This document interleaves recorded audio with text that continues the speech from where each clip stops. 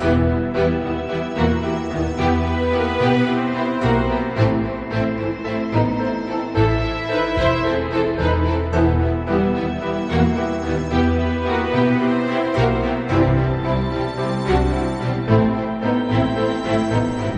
Busters, investigating the mystery, monsters, and madness of Arkham Horror, the card game. Hello and welcome to episode 4 of the Mythos Busters. I'm Sean, and with me is Ian and Nick and Tom, and we got a lot of stuff to talk about tonight, guys. I'm so excited. Let's go. Yeah, let's do this. If we're a little punchy in the first couple of minutes here, it's because someone, naming no names, made a bit of a technical snafu, and we've had to now re-record the first probably 5-10 minutes of this. So we'll get it rolling here. First thing I want to talk about, now that we've had a couple episodes out, I've actually gotten a chance to go out and listen as a listener instead of kind of on the back end doing QC. The intro to our show, I don't mind saying, is pretty damn awesome, and I don't mind saying it because I had nothing to do with its creation outside of just going, haha, yeah, awesome. Credit where credit's due. Ian actually composed that intro music. So, Ian, very well done. Well, thanks to the whole snafu, I get thanked twice, so that's fine. Thanks, I hope Ian. it was I hope it came off as just as sincere the first time, because it is awesome. And you did it in GarageBand, is that correct? I did, yeah. Just throwing together a few different instruments and tracks and loops on GarageBand and making that happen. Had a lot of fun doing it. I did the final edits on the plane to Gen Con to distract myself from how much I hate flying. So That's crazy. It's just still amazes me that's an app on a tablet, and with the right mind, you get that music. So You can that's accomplish awesome. anything. Yeah. I also That's did what I want to meant. make note that the full length version of the song is in episode 0 or 1, depending on who you ask. But it has been shortened for the recent episodes based on some listener feedback. So yeah, if you want the full recording, send all inquiries to Ian. yeah, totally. So you can put it on when you're going to a car show, driving down the freeway, impressing your object of your infection, any of the above. I'm sure that'll be a perfect fit for that. Oh yeah. Wait, hang on. Did you just say object of your infection? I didn't want to point it out, but I mean, fitting. Ian is a that different almost romancer works than the rest better of us. for the theme, I'm gonna say. Yeah, I think I just named a future card there for the Arkham LCG object of your infection. Get Matt on the That's horn. an episode title.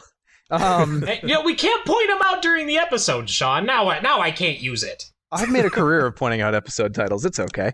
But in conjunction with the awesome music, then we have that really cool little intro tag at the end, where our friend of the show, Andre Fairweather, intros the show as a whole, which I really appreciate. I've worked with him a couple times for Cardboard of the Rings. We've done a couple of narrative playthrough kind of segments where someone takes a playthrough of a couple turns of the game, and then we actually have some narrative to go along with it.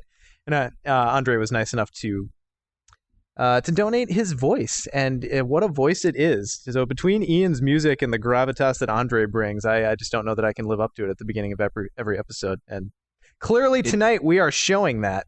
Yeah, it's pretty amazing. And I do have to point out for listeners that he actually went above and beyond the Call of Duty. He recorded I don't know, it was over a dozen, close to 20 different voices for saying that slug line. So we got to listen to them all and pick and choose what our favorite ones were.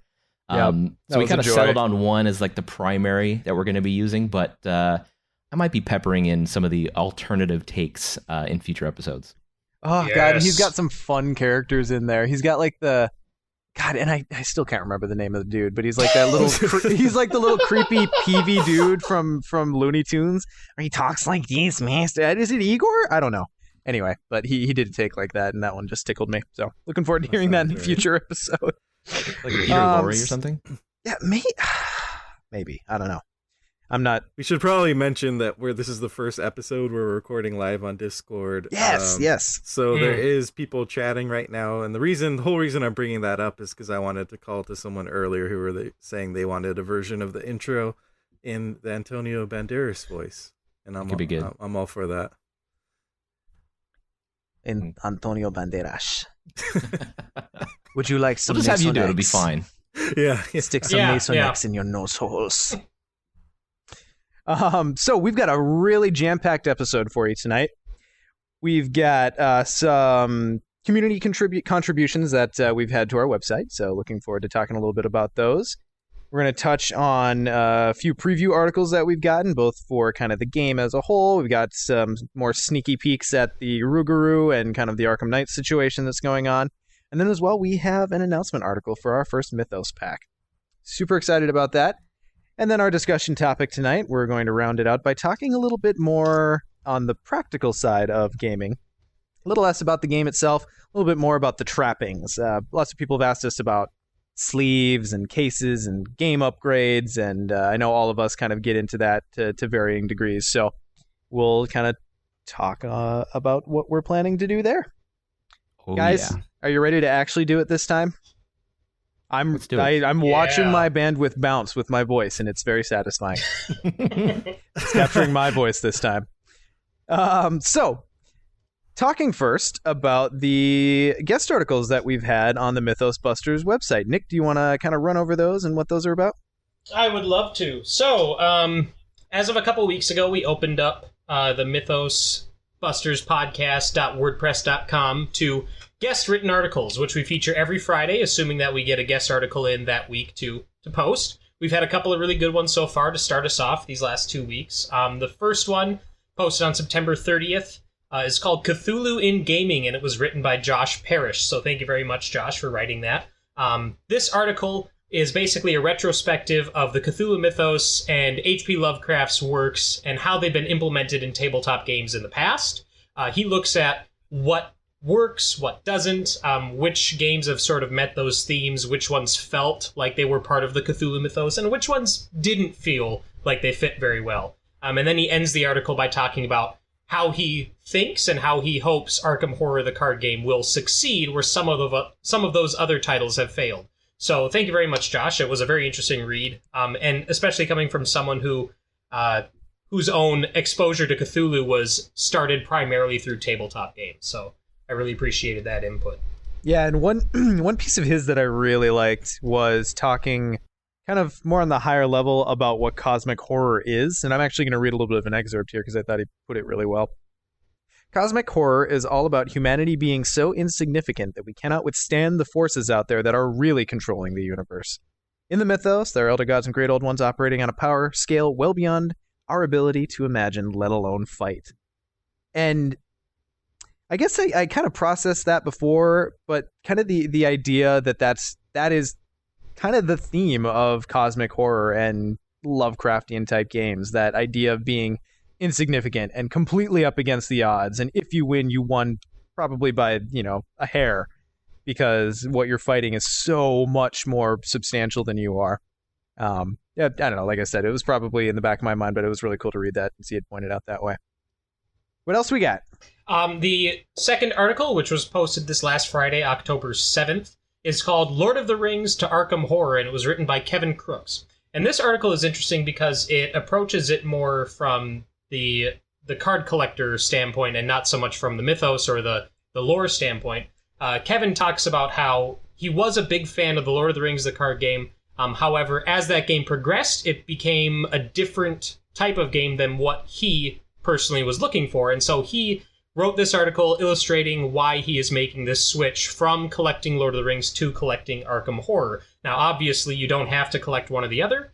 This is Kevin's personal choice, but really well-written article. He illustrates some really important points there, I think.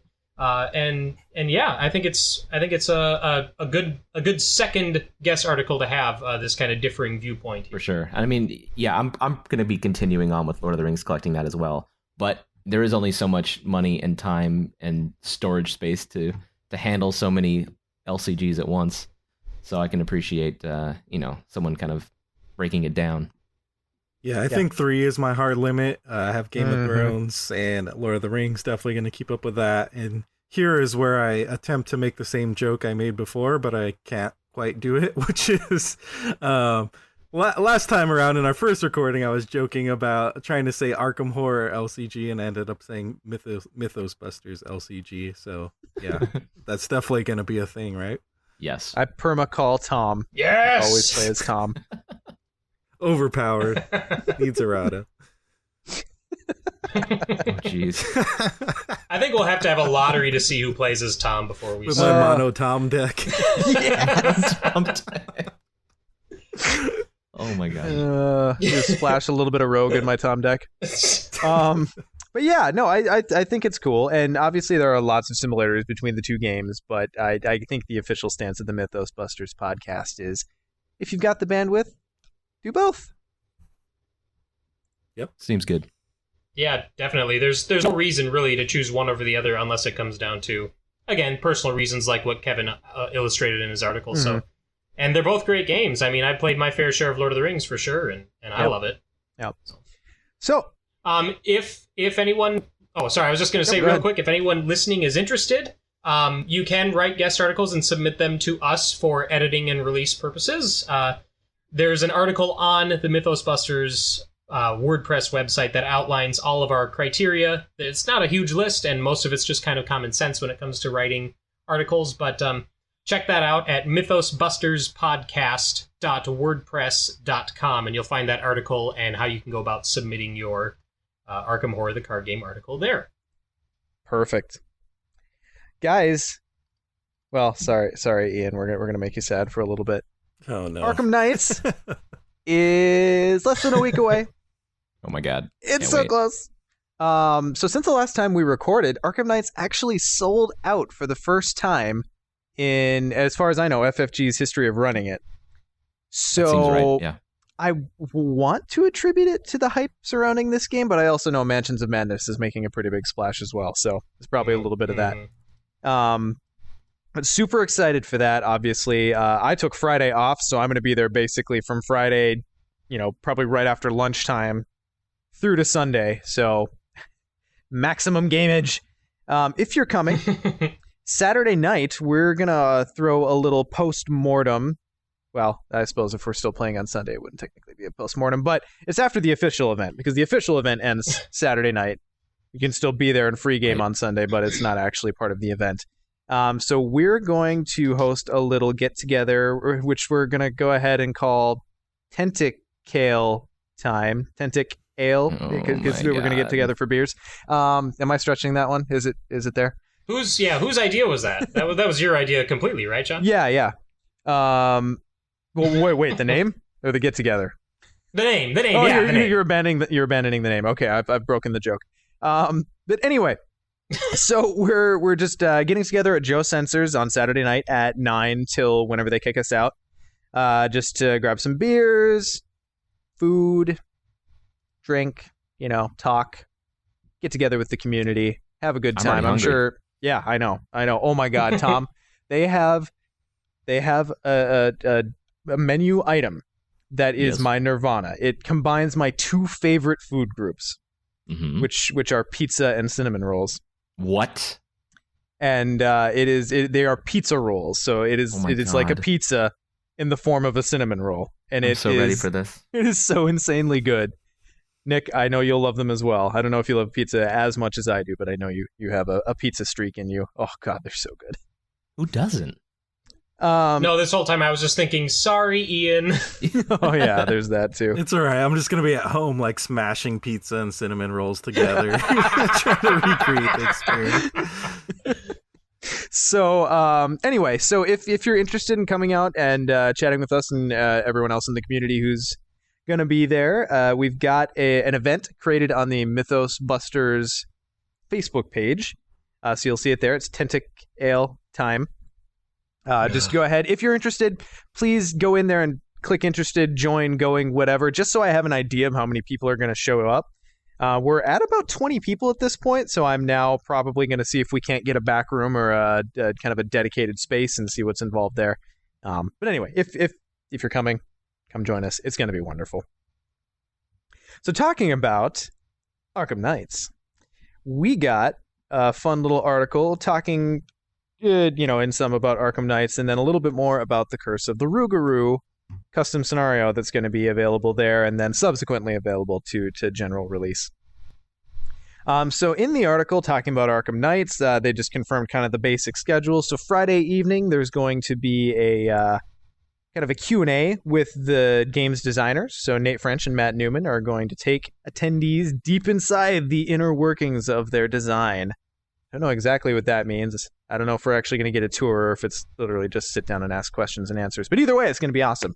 I have confirmation that they are going to record it. So as soon as that is up to view, we'll point people at it.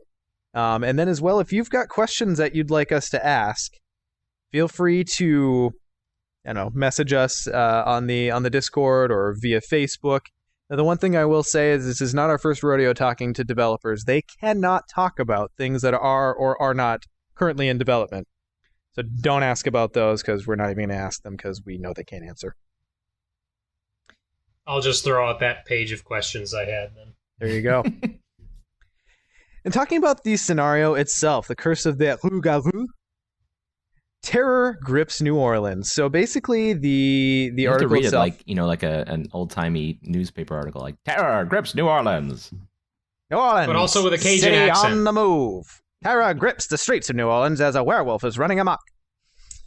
There we go. So, Solid. to avoid kind of encounter deck spoilers, which I feel like is what more people are concerned about. I'm not going to talk a whole lot about the quest, but one of the cool things that we did get to see out of this article is that this deck, or rather this quest, this scenario, I really should stop calling them a quest. That Lord of the Rings is bleeding through hard.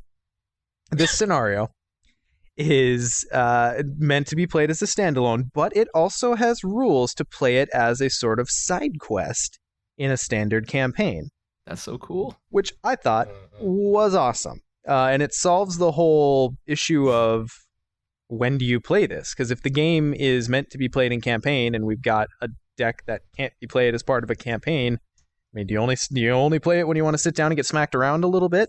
So the fact that we know we can work it into kind of the general flow is pretty nice. Yeah, and it lets you extend that campaign. I know people were hoping... Well, I've seen a few people saying like they hope they can keep their characters going longer past the campaign, and I guess if we get a bunch of these over time, potentially you could do that. I do like the idea, though, of just like jetting out in the middle of the campaign for a trip to New Orleans, though. Yeah, I'm curious if this can be used as a side quest or a side scenario for any campaign, or if it specifically can be used as part of the core set campaign. I'm not really sure. That's a good question. I don't think they got that far into the details in this article, so I suppose we'll see. It could be something that maybe mechanically it would work with anything, but thematically it might only work with one or two. Right. I suppose you might have to suspend a little disbelief in working some of these things in. But it sounds fun, and oh my god, American Werewolf in London is my favorite horror movie ever. So the fact that the first little one-off scenario we get to play at Halloween is a werewolf story that tickles me. So moving on from the Rue Garou, we've got just some general articles. So Tom, you want to run us through what's released since we last recorded? Sure. There was an article released late September called Talents and Talismans. It really kind of talks about the classes and some of the deck building options you have in this game. So this article really kind of seeks to look at each class and kind of explain what its thematic focus is, what its mechanical focus is, and it spoils quite a few cards for each class. So starting off with Guardians, Nick, do you want to talk about the Guardian class a little bit? Sure. This article kind of illustrates Guardians, and they call out Roland Banks because he's the first Guardian that we've seen spoiled. They feel compelled to defend humanity, and they go out of their way to combat the forces of the Mythos. So it seems like the Guardian class is going to be the class that if you want heavy combat and you want to be able to stand toe-to-toe with at least some of the monsters that the encounter deck is throwing your way, then Guardians are going to be the class that you want to use. Obviously, we've talked before about Guardian cards like the 45 and the Shotgun, one of my favorites. But this article here also points out a very interesting Guardian card that was spoiled called the Police Badge, which we were talking before in previous episodes about action advantage. Can I go ahead and run through the card, or should I save that for... No, let's hear it. All right. Police Badge. It's a level 2 Guardian card. It costs 3 resources. It's an asset with the item trait. It has a will, power, and wild pip on it. And its text is, you get +1 will. Action. While an investigator at your location is taking his or her turn, discard police badge. That investigator may take 2 additional actions this turn. Mind blown. Like, awesome. This is amazing. I am it's commandeering this airboat. So not only are the Guardian class or Guardian characters, at least from what we've seen so far, not only are they the tanks and the DPS class, not only the ones who are going to teach these monsters something, they're also the class that's, it seems like they're going to be facilitating and sort of greasing the wheels of the other classes a little bit with cards like Teamwork, like we saw before, where you can trade resources and items, and then like this police badge, where it's literally like, oh, you can't quite do what you wanted to do? Well, here you go. Go ahead. Take this police badge. You go ahead and do it. Oh, I love where the Guardians are heading. It seems good. And I do also want to point out, and I think this makes it all the better, is that this is a free action. You don't have to sacrifice anything outside of just playing the card. So, yeah, it's pretty solid, especially if you get some way maybe to recur items in the future. Kind of. Yeah. If you've got really someone who nice. can afford to pay for this and just pump out actions for someone else, that seems pretty solid. I mean, it's pricey at cost 3, but, we'll see. I'm still excited about it. It looks like a sweet card. Yeah, the interesting part is you have to be at the same location as the other investigator, so I guess that's another thing we'll be tracking is, like, in multiplayer, how much are you going to keep together, and are you going to do the dead and split the party? Well, and not only that, but reading the card and how it's worded. Oh, I was also going to point out it uses what item slot is that? Is that accessory? Accessory. So that's one that, at least for Guardians, I don't think we've seen anything else that uses that item slot. So there might be 1 or 2 others, but anyway, the text on the card says, "While an investigator at your location." Well, you're an investigator at your location, You aren't sure you? are. Like, yeah, like that's, ooh boy, solo games as Roland might be the way to go. Ma'am, I'm going to need this bicycle. Good point. Every time someone plays this, it's just going to be the character just stealing something from a civilian for their own uses. Yeah. All right, so after the Guardian class, it starts to delve into the Mystics a bit. And Sean, we know this is your bread and butter here. So why don't you tell us about it Mystics? surely is. Purple faction for the win. So, Mystics are going to be characters that are frequently drawn to and influenced by the arcane forces of the mythos. Some have even delved into forbidden knowledge, developing spellcasting abilities that allow them to manipulate the universe through magic. Not entirely unlike Agnes, or Diana, or Jim. Jim was the other mystic that we've had spoiled so far. So, really looking forward to this. And again, the whole magic thing seems to be playing out in this game much like it did in Arkham and in Eldritch, where they're very powerful effects, they're very flexible effects, but they also are risky. There's things that happen. So one of the main ones I want to talk about here is Shriveling, which is a mystic spell, level 0, costs 3. It has a combat pip, and uses 4 charges. And as an action, you can spend a charge to fight. This attack uses willpower instead of combat and deals +1 damage. And if a skull, cultist, tablet, elder thing, or tentacle symbol is revealed during this attack, take 1 horror. Which Agnes kind of wants anyway. Yep. Deal 3 damage. Why not? So, yeah, it seems pretty good. You've got a very efficient fight action that's kind of resembling, I want to say, was it the 45? Had similar stats as far as damage went, but then you've got that kind of drawback where if you draw one of those icon tokens, it's going to cost you a little bit of something. Now, that little bit of something is actually not a whole lot of cost when we're talking about Agnes, but other mystics will have to worry about that a bit. Mm-hmm. Yeah, I mean, I guess how the mystics are shaking out is that we've seen the other spell that has to do helps them investigate. So theoretically, if you get a couple of these spells out, then you can get a kind of well-rounded character that can both fight and investigate and do whatever else, withstand horrible things because they have high willpower. So they'll be able to. Yeah, it's kind of cool how we've got kind of the baseline for what stat does what to the game. You know, you've got intellect for investigating, you've got combat for fighting, blah, blah, blah. But then we also have these ways to warp that. So, yeah, like you said, Ian, the Mystic seems to have a way to kind of replace those other skills with its better skill. So these skill replacement effects, I'm very much looking forward to playing around with those. I have a feeling Mystics are going to be a little weaker in the early game while they build these things up, but then Powerhouse is mid to late. That's I'm predicting right now. Yeah. I also love the art on this card, which is literally a guy's head getting shriveled off to nothing. Yep. Some of the craziest art you've ever seen. And the wilting I was about to rose, say, like, too. was he It's bringing so someone cool. flowers? Poor guy. He just got stepped out in front of He the was monster. obviously going to Agnes, and Agnes was like, yeah, no, I don't have time for you. Or, you're actually a monster. You're not a person. We'll go Saw with that. right through it. Yeah. And then it turns out Or it was he just swiped like right on Bob Tinder from at the work. wrong time. It's right? I haven't dated in like 10 years. So yeah, Mystics looking to be awesome. Very, very excited. I think one more I am going to talk about here, because I know Nick's excited about this one, Yeah. You go for it. is Scrying, which has phenomenal art of a stag's head becoming apparent in someone's latte. Which, I think you probably bring the That drink back latte at that art, though. point. That latte art. It's, yeah. So it's a level 0 1 cost asset, has an intellect pip, it is a spell, has 3 uses, charges, an action, exhaust Scrying and spend a charge.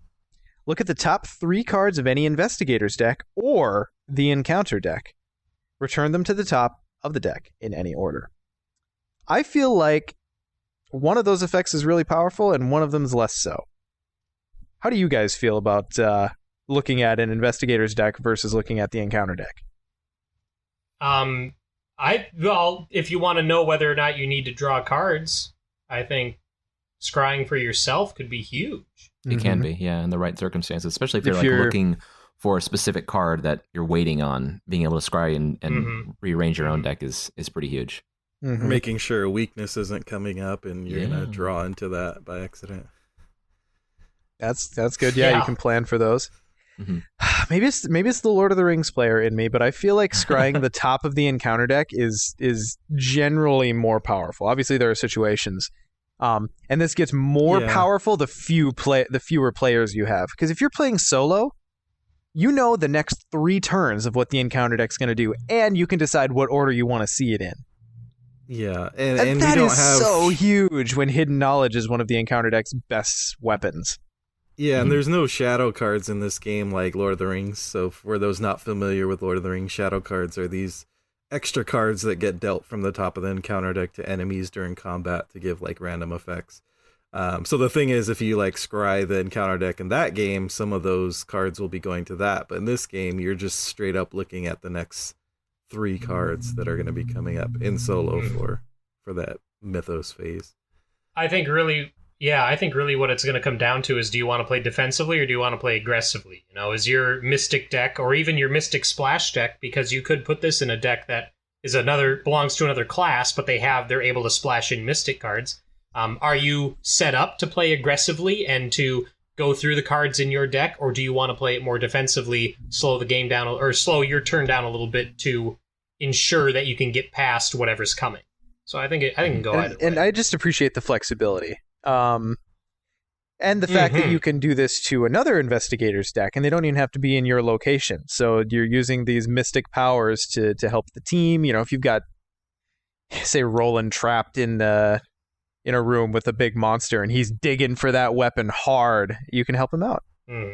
And I think having those bury it further, alternatively. No, that would be in a rogue deck. No, I think we already determined that rogue is the...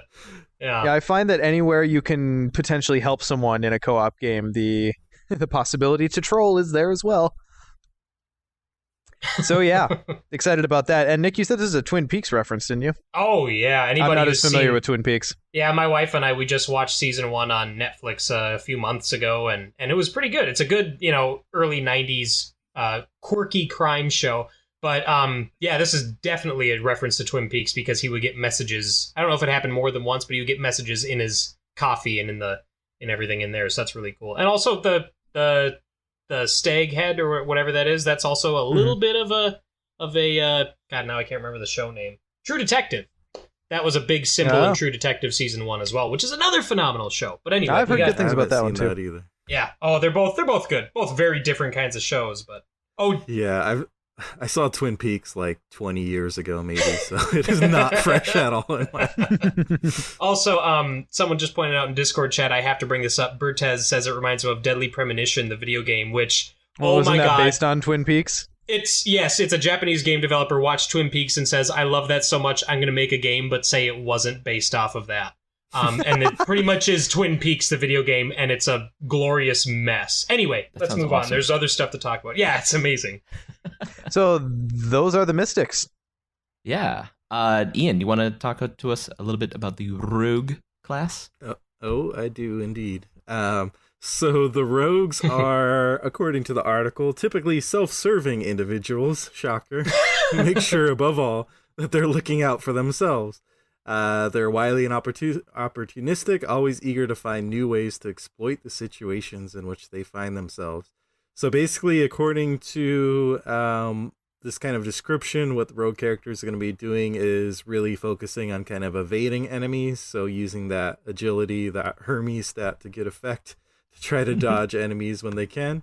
And then also, as we've talked about before, making sure to gain resources whenever they can and extra actions as well. So there's kind of that focus on kind of like stockpiling these actions and resources.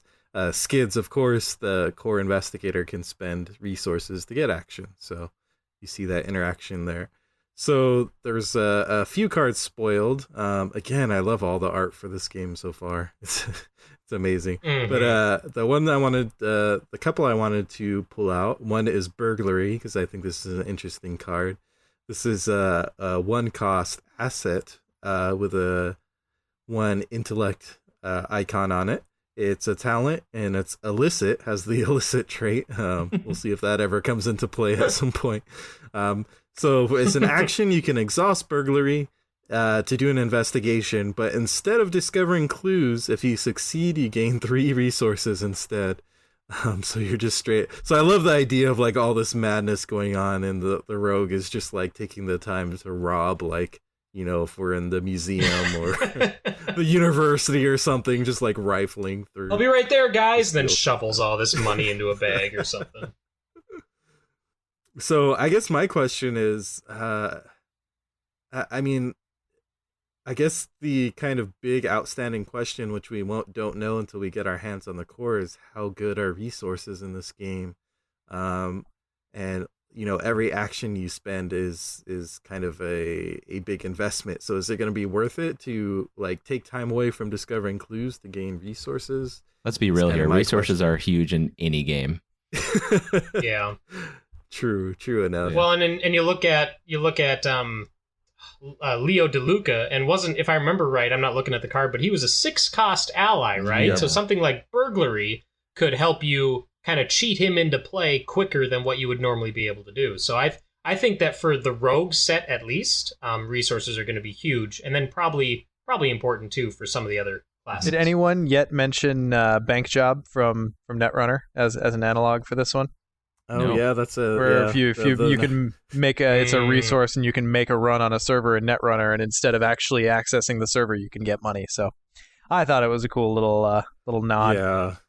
Yeah, we saw it with another card. I can't remember what it was last episode, where there was some kind of Netrunner connection to the criminals. So yeah, I feel like the criminal faction in Netrunner is like a huge influence on this rogue design. And it was my favorite runner faction. They're so fun. Which faction is that, Sean? The criminal faction? Oh, I'm not as versed, so I didn't even catch that he had said that as the... Oh. Never mind. Moving on. Yeah, I slipped it in there all roguelike. I thought it was just you saying that these cards are criminal, like these like illicit... Well, they are that too. Yeah. They really are. They're cheating stuff in. I also want to point out that pickpocketing was spoiled, exist. and And I'm a little sad that it isn't what I thought it was going to be, where it's steal an item from an investigator at your location. Oh, You're gee, looking to I'm build the so sad ultimate that grief the deck. trolling. Yeah, I know. Jeez. God, Nick the troll. Well, I wouldn't play it, but that's what I was like, oh man, Rogue just needs that. They need something like, no, you don't need the shotgun. I'm going to take that. You don't need that item. Yeah, that would have just been insane. I guess the other thing, going back to burglary for a second, is we've seen those, I think they're talents, where you just spend resources to straight up pump stats. Yeah. And so with burglary, you could maybe gain resources, and then so it's almost like you're trading a few actions to just build up for one big like swing to the fences, which makes sense with their kind of gambling thing.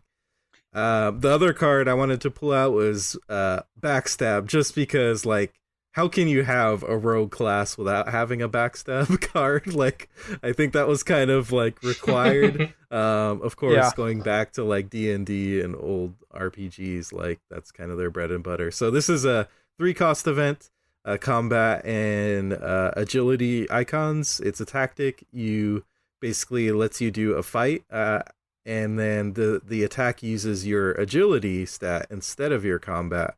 And if you hit, then it deals +2 damage. +2, that's pretty nice. Yeah. That seems pretty okay. Yeah, that's great. I mean, it's an event, so it's not like having a weapon where it's on the board and you can use it several times. So you are pumping a lot of hope into one action, but it seems to be worth it because you're getting more damage. Yeah, but I was just saying at the same time, too, you're going off of the trait or the skill that is more likely to be in line with the rogue's high skill. So I think it's definitely worth just that more trade-off. skill replacement. Seems cool. Yeah, I mean, it's a little pricey at 3, but I guess resources aren't much of a thing to rogues, so should be legit. Yeah, you can just burgle your way into a backstab. You find the knife in the file cabinet, and then the first person who comes into the room, you just stab them right in the back. Love it. All right, come on. We're like 2 seconds from this becoming Clue, guys. Is that a problem? Skids in the rectory with the backstab knife. Sweet. And someone did mention in the chat to remind us to say exactly what pickpocketing does, so we don't have to go over it. But it basically, after you evade an enemy, you exhaust pickpocketing to draw a card. Drawing cards, always good. Love it. So next class we have in this article is the Seekers, and I'll go ahead and talk about this class a little bit. Seekers are primarily concerned, if not obsessed, with learning more about the world's mysteries and about the mythos. They wish to research forgotten lore, map out uncharted areas, and study strange creatures. So we have Daisy Walker from the core set as our resident mystic to start out the game with. And it seems like... Yeah. Oh, excuse me, Seeker. What am I saying? She's our resident Seeker. And it seems like there's a bunch of like tomes and books that she's going to be throwing into her deck to use for various effects. And one card I want to point out is called Research Librarian, which is actually an asset. It's a 2-cost Seeker asset with an agility skill pip. And it has the traits Ally and Miskatonic. And it has a reaction trigger. After Research Librarian enters play, search your deck for a tome asset and add it to your hand, then shuffle your deck. And he also has 1 health and 1 sanity. So I guess, you could toss something on him as a little sponge for the rest of you. And he's an ally slot as well. But so this will allow you to kind of, selective card draw, which is always nice to get those tomes into play. And Daisy, I have to point out, as her kind of passive ability, is that she gets an extra action each turn to use on a tome. Because a lot of the tomes that we've seen actually have their effect uses up an action. But in the case of Daisy, she can kind of more or less use one for free each turn.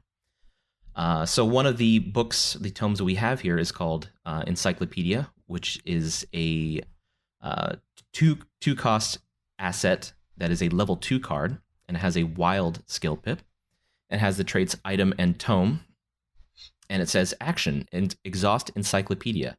Choose an investigator at your location. That investigator gets +2 to a skill of your choice until the end of the phase. So here's another great example of being able to help out yourself or another investigator at the same location. And for that free action as well. For Awesome. free action, Yeah, exactly right. Yeah. And I was just going to say, going back to Research Librarian, fetch abilities, I think in any card game, I would argue are one of the most important abilities to have because it thins your deck and gets you something you need. So Research Librarian, I think it's almost an auto-include for probably a lot of these If you care about early tomes, secret seems decks. like a thing to have. It's all about them books. Which Daisy does. Daisy dope. Yeah, so I think you don't care about this guy after his reaction comes into play, right? So you play him, get your tome, and then you pop the first damage or horror that comes up on him, right? Because Yeah, he's sounds kind about of. right. Oh, yeah. I mean, unless we get things that target or use allies that you have, outside of what their abilities are, then I don't think you care about this guy after he gives you the book. Yeah. Well, I love how he's like the librarian in the horror movie who gets you that dusty tome, and then as soon as you leave, like the shadow comes behind him, and he just gets his heart ripped out. There it I think is. that's exactly what's going He to also happen. has an ominous shadow behind him in the art itself, so maybe that's it. Yep. Yeah. But yeah, Seekers in general seem to favor the intellect stat. And there's another card here called Mind Over Matter, which is a 1-cost event, which is level 0. It has the combat and agility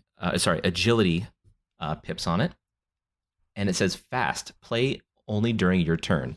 Until the end of the round, you may use your intellect in place of your combat and agility. So that's pretty nice too, because obviously you're going to have a high intellect as a seeker, and you get to put that to use, whether you're going to be fighting or evading any enemies that come your way. Yeah, I didn't notice that at first that it says and agility, so you get both You actually. get So that's both. really good. Yeah, instead of or.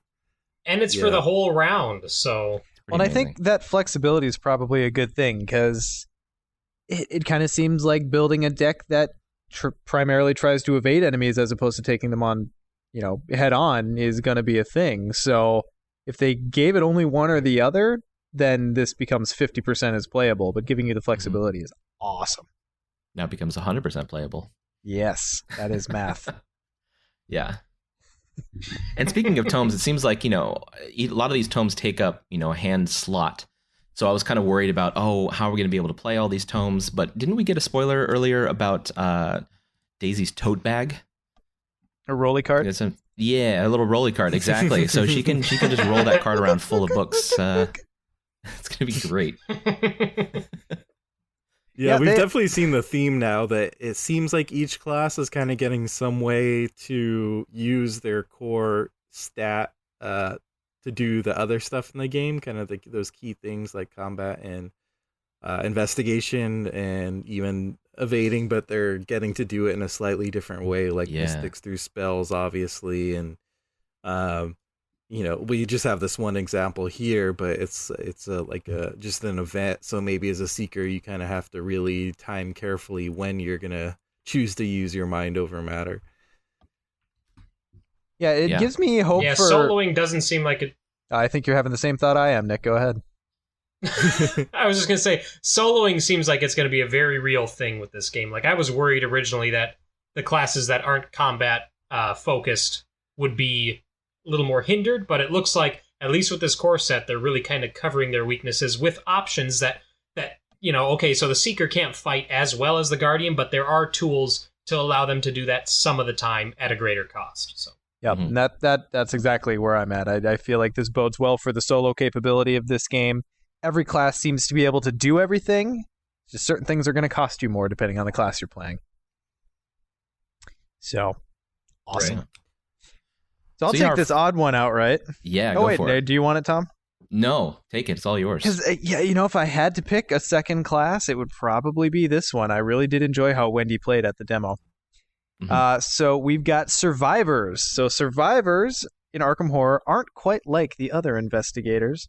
They're not particularly inspired to protect humanity from the horrors they uncover, nor are they driven by their curiosity.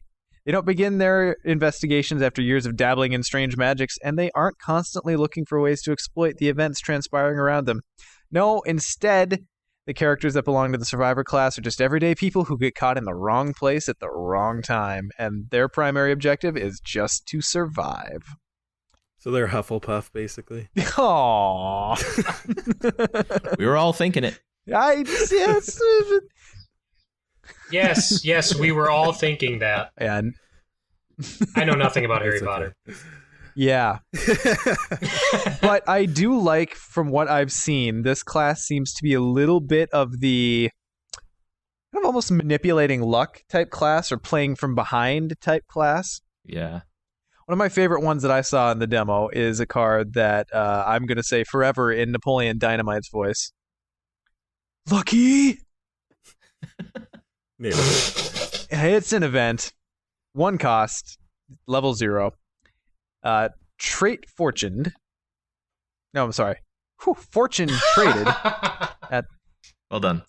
It's fast, and you play it when you would fail a skill test. Get +2 to your skill value for that test. So, to my knowledge, outside of the couple things we've seen that maybe make you grab a different chaos token, this is the only post-token grab adjustment that I've seen in the game so far. And it seems pretty good, because it takes the risk out of that. All right, Yeah. I'm at this location. I need a clue. Shroud's 2, my intellect's 3. I'll probably make it, maybe not. I don't know. Let's see what happens. Pull a -3. Oh, I can still play lucky and get it. It's that insurance policy that you don't waste that action. And since we're talking about this one, did they... Oh, am I not seeing it now? What's Did that? we see... Okay, apparently I'm just making that up. But yeah, so I also have to talk about the art for this one, because the art is amazing. It's great. It's like some unearthly centipede coming out of what looks like a graveyard, and it just happened to grab the boot of this, I would assume, survivor, just person in the wrong place at the wrong time, standing where that centipede was coming up. Yeah. And got away because she was wearing her fancy boots. I think if I get a chance to include this card, I definitely will, because I do plan on failing quite a bit. So. Yeah, I think that's Planned pretty... failure. Failure is always an option. Well, and speaking of which, this is a card that I got in my demo, but didn't actually have a chance to use very much, because I happened to do pretty well in my tests in that first scenario. I imagine it's a bit easier. But it's Rabbit's Foot, which is a 1-cost asset with a wild skill pip. It is an item and charm. Takes up the accessory. I want to say trinket. Accessory slot. Mm-hmm. And reaction: after you fail a skill test, exhaust Rabbit's Foot to draw a card. So that's pretty decent action advantage. Keep your hand full, especially for someone like Wendy, who's kind of be apt to ditching them for those skill tests to see if she can grab a better token. Seems just generally good. I mean, it's 1 cost, draw cards. You're gonna fail tests. Yeah, I think there's another one just like Lucky, and if you've got it available to you, throw it in. Agreed. Now, one thing to note about Rabbit's Foot is that it uses the same, and I'm referencing a card that I guess we'll talk about later, or maybe right after this because I'm referencing it, but it uses the same item slot as Wendy's Amulet, so choices to be made there. It's a very good point. That is a good point. I feel like whichever one you get first, right? Yeah. If you get Rabbit's maybe Foot it'll first, help it'll you just help you draw into find the that. amulet. There you go. Mm-hmm. Luckily my amulet was attached via chain to this Rabbit's Foot. Just had to pull the chain long enough. They don't sell those at Hot Topic. They might. But since we're talking about it, Nick, do you want to read Wendy's amulet? Sure. I don't think we've talked about this one. We've done Roland's, but not Wendy's. Correct. Wendy's Amulet is a unique asset that costs 2 resources. It has the item and relic traits. It has 2 wild skill icons. It uses, as said, the accessory item slot, and its text is Wendy Adams deck only. You may play the topmost event in your discard pile as if it were in your hand. Forced. After you play an event, place it on the bottom of your deck instead of in your discard pile. Wow! I love it. So recursion is a thing that Wendy does. Well, and this is one that you're only really gonna want to get Wendy's Amulet in play late game after you've used a lot of your events, because if they're in your hand, they're just gonna go under your deck. So you want to get those events out early game, and then pop the amulet, so then you can recycle them. Well, the good thing about it, too, is with Wendy's ability to discard a card from hand to basically redraw a chaos token, so you can use that ability, discard an event, and then use her amulet to play that event, so you kind of get double duty out of that card. It takes the cost out of her ability, because if you've got an event in your hand, it's like, oh, whatever, I can play to my discard pile, too. Right, right. Especially if that event is lucky. But now all that kind of, using your discard pile stuff comes at a bit of a risk, because another card they spoiled in this article was Wendy's personal weakness called Abandoned and Alone. Which is me in about a week during Arkham Nights. Yeah, more or less. Oh, that was good. That was good. So this is a treachery weakness, and it reads, Revelation. Take 2 direct horror and remove all cards in your discard pile from the game. Ouch. Yeah. So does that carry over into future? That's just for this scenario, right? Like, do we know if I would imagine so. I would hope so, that they'd come back, at the next scenario, but oof. Yeah, I have no idea what they'd have to do rules-wise to make that work otherwise, so I imagine they come back for the next game. Well, that's pretty brutal. So, I mean, that's That is. That's going to come up in probably the worst possible case, as these things tend to do. So, yeah, it's like Wendy has ways to interact with her discard pile and recur cards from her discard pile, but you always got to be wary of drawing this weakness and just blowing out your entire discard pile, which is pretty scary. Yeah, the survivors. I feel like you're going to be riding the knife's edge between failure and success the entire time you're playing survivors, which to me is pretty interesting. But yeah, pulling that weakness, that's going to be a thing. That's going to be a moment where you're like, oh, I'm waiting for later in the turn to do this. Oh, rabbit's foot is. Oh God, it's all gone.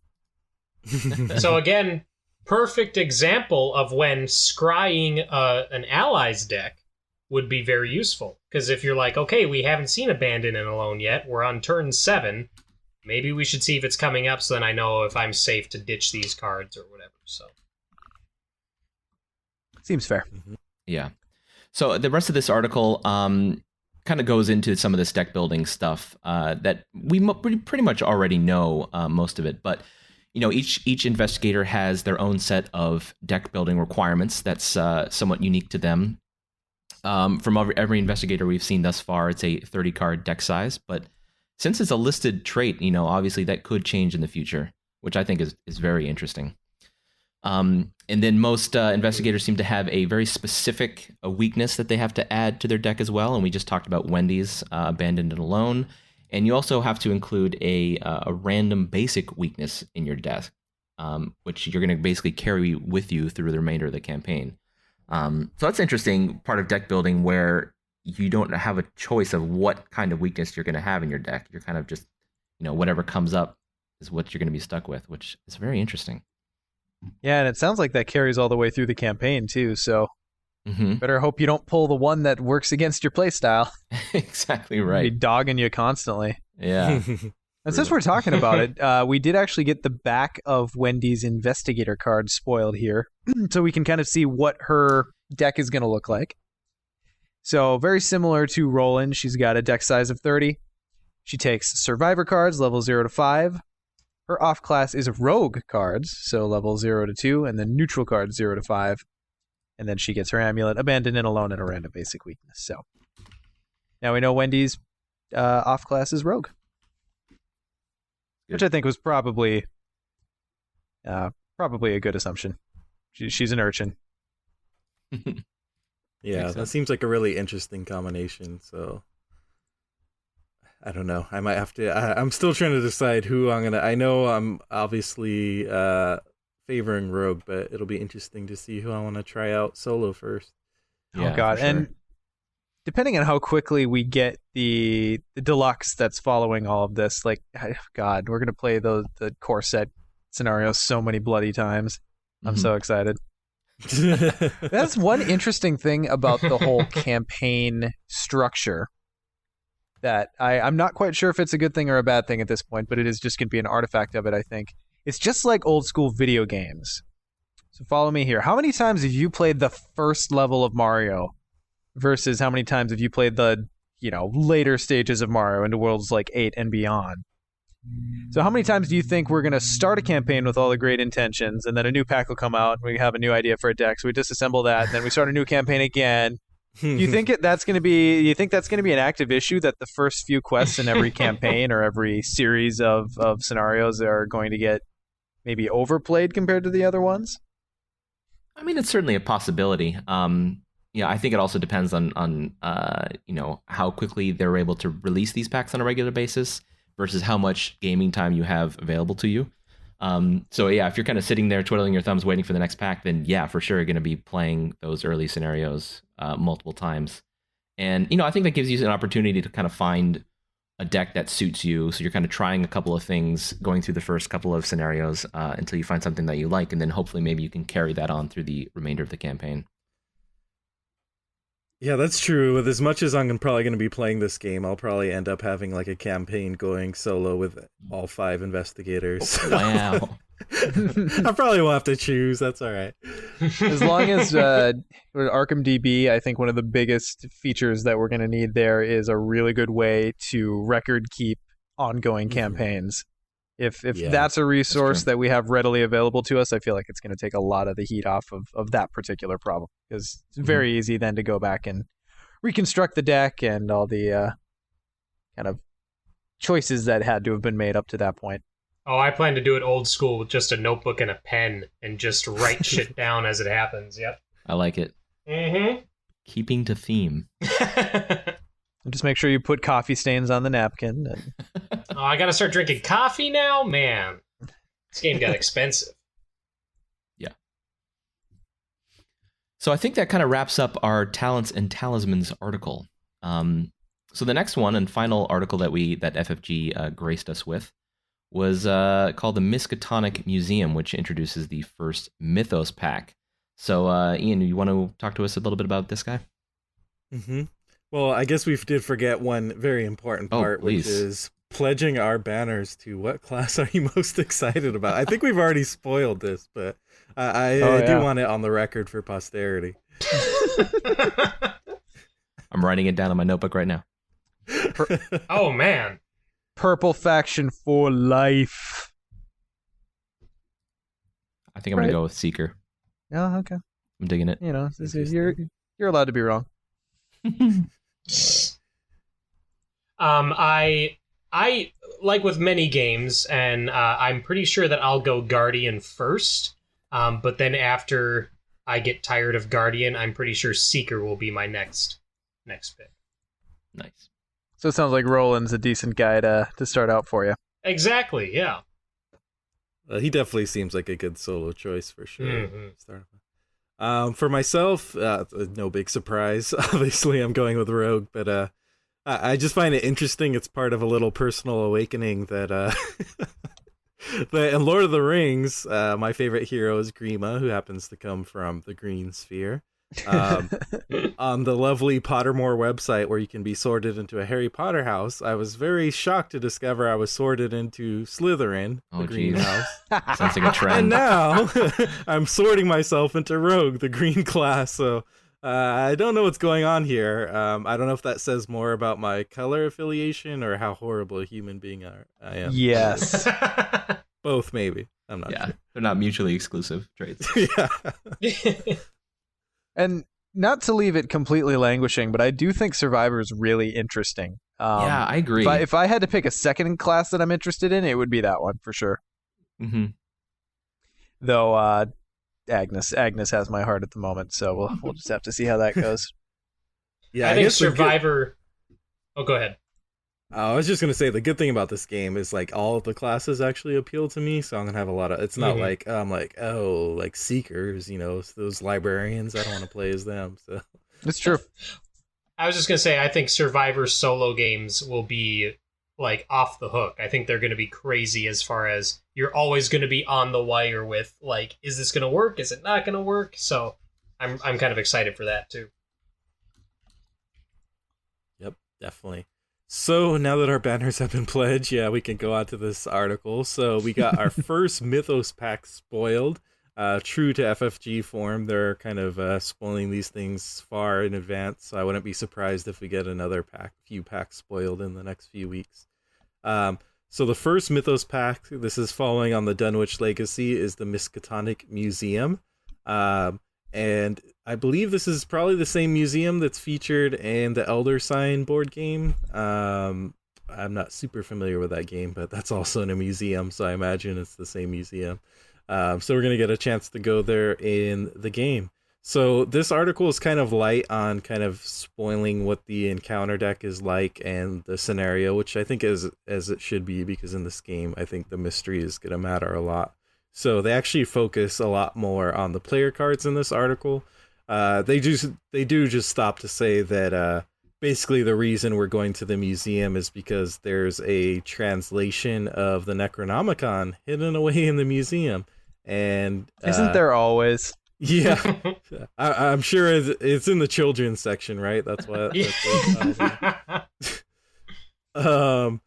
But yeah, apparently individuals are trying to gain access to it, and so we are going to try to get there first. So it's a race to the Necronomicon. I like it.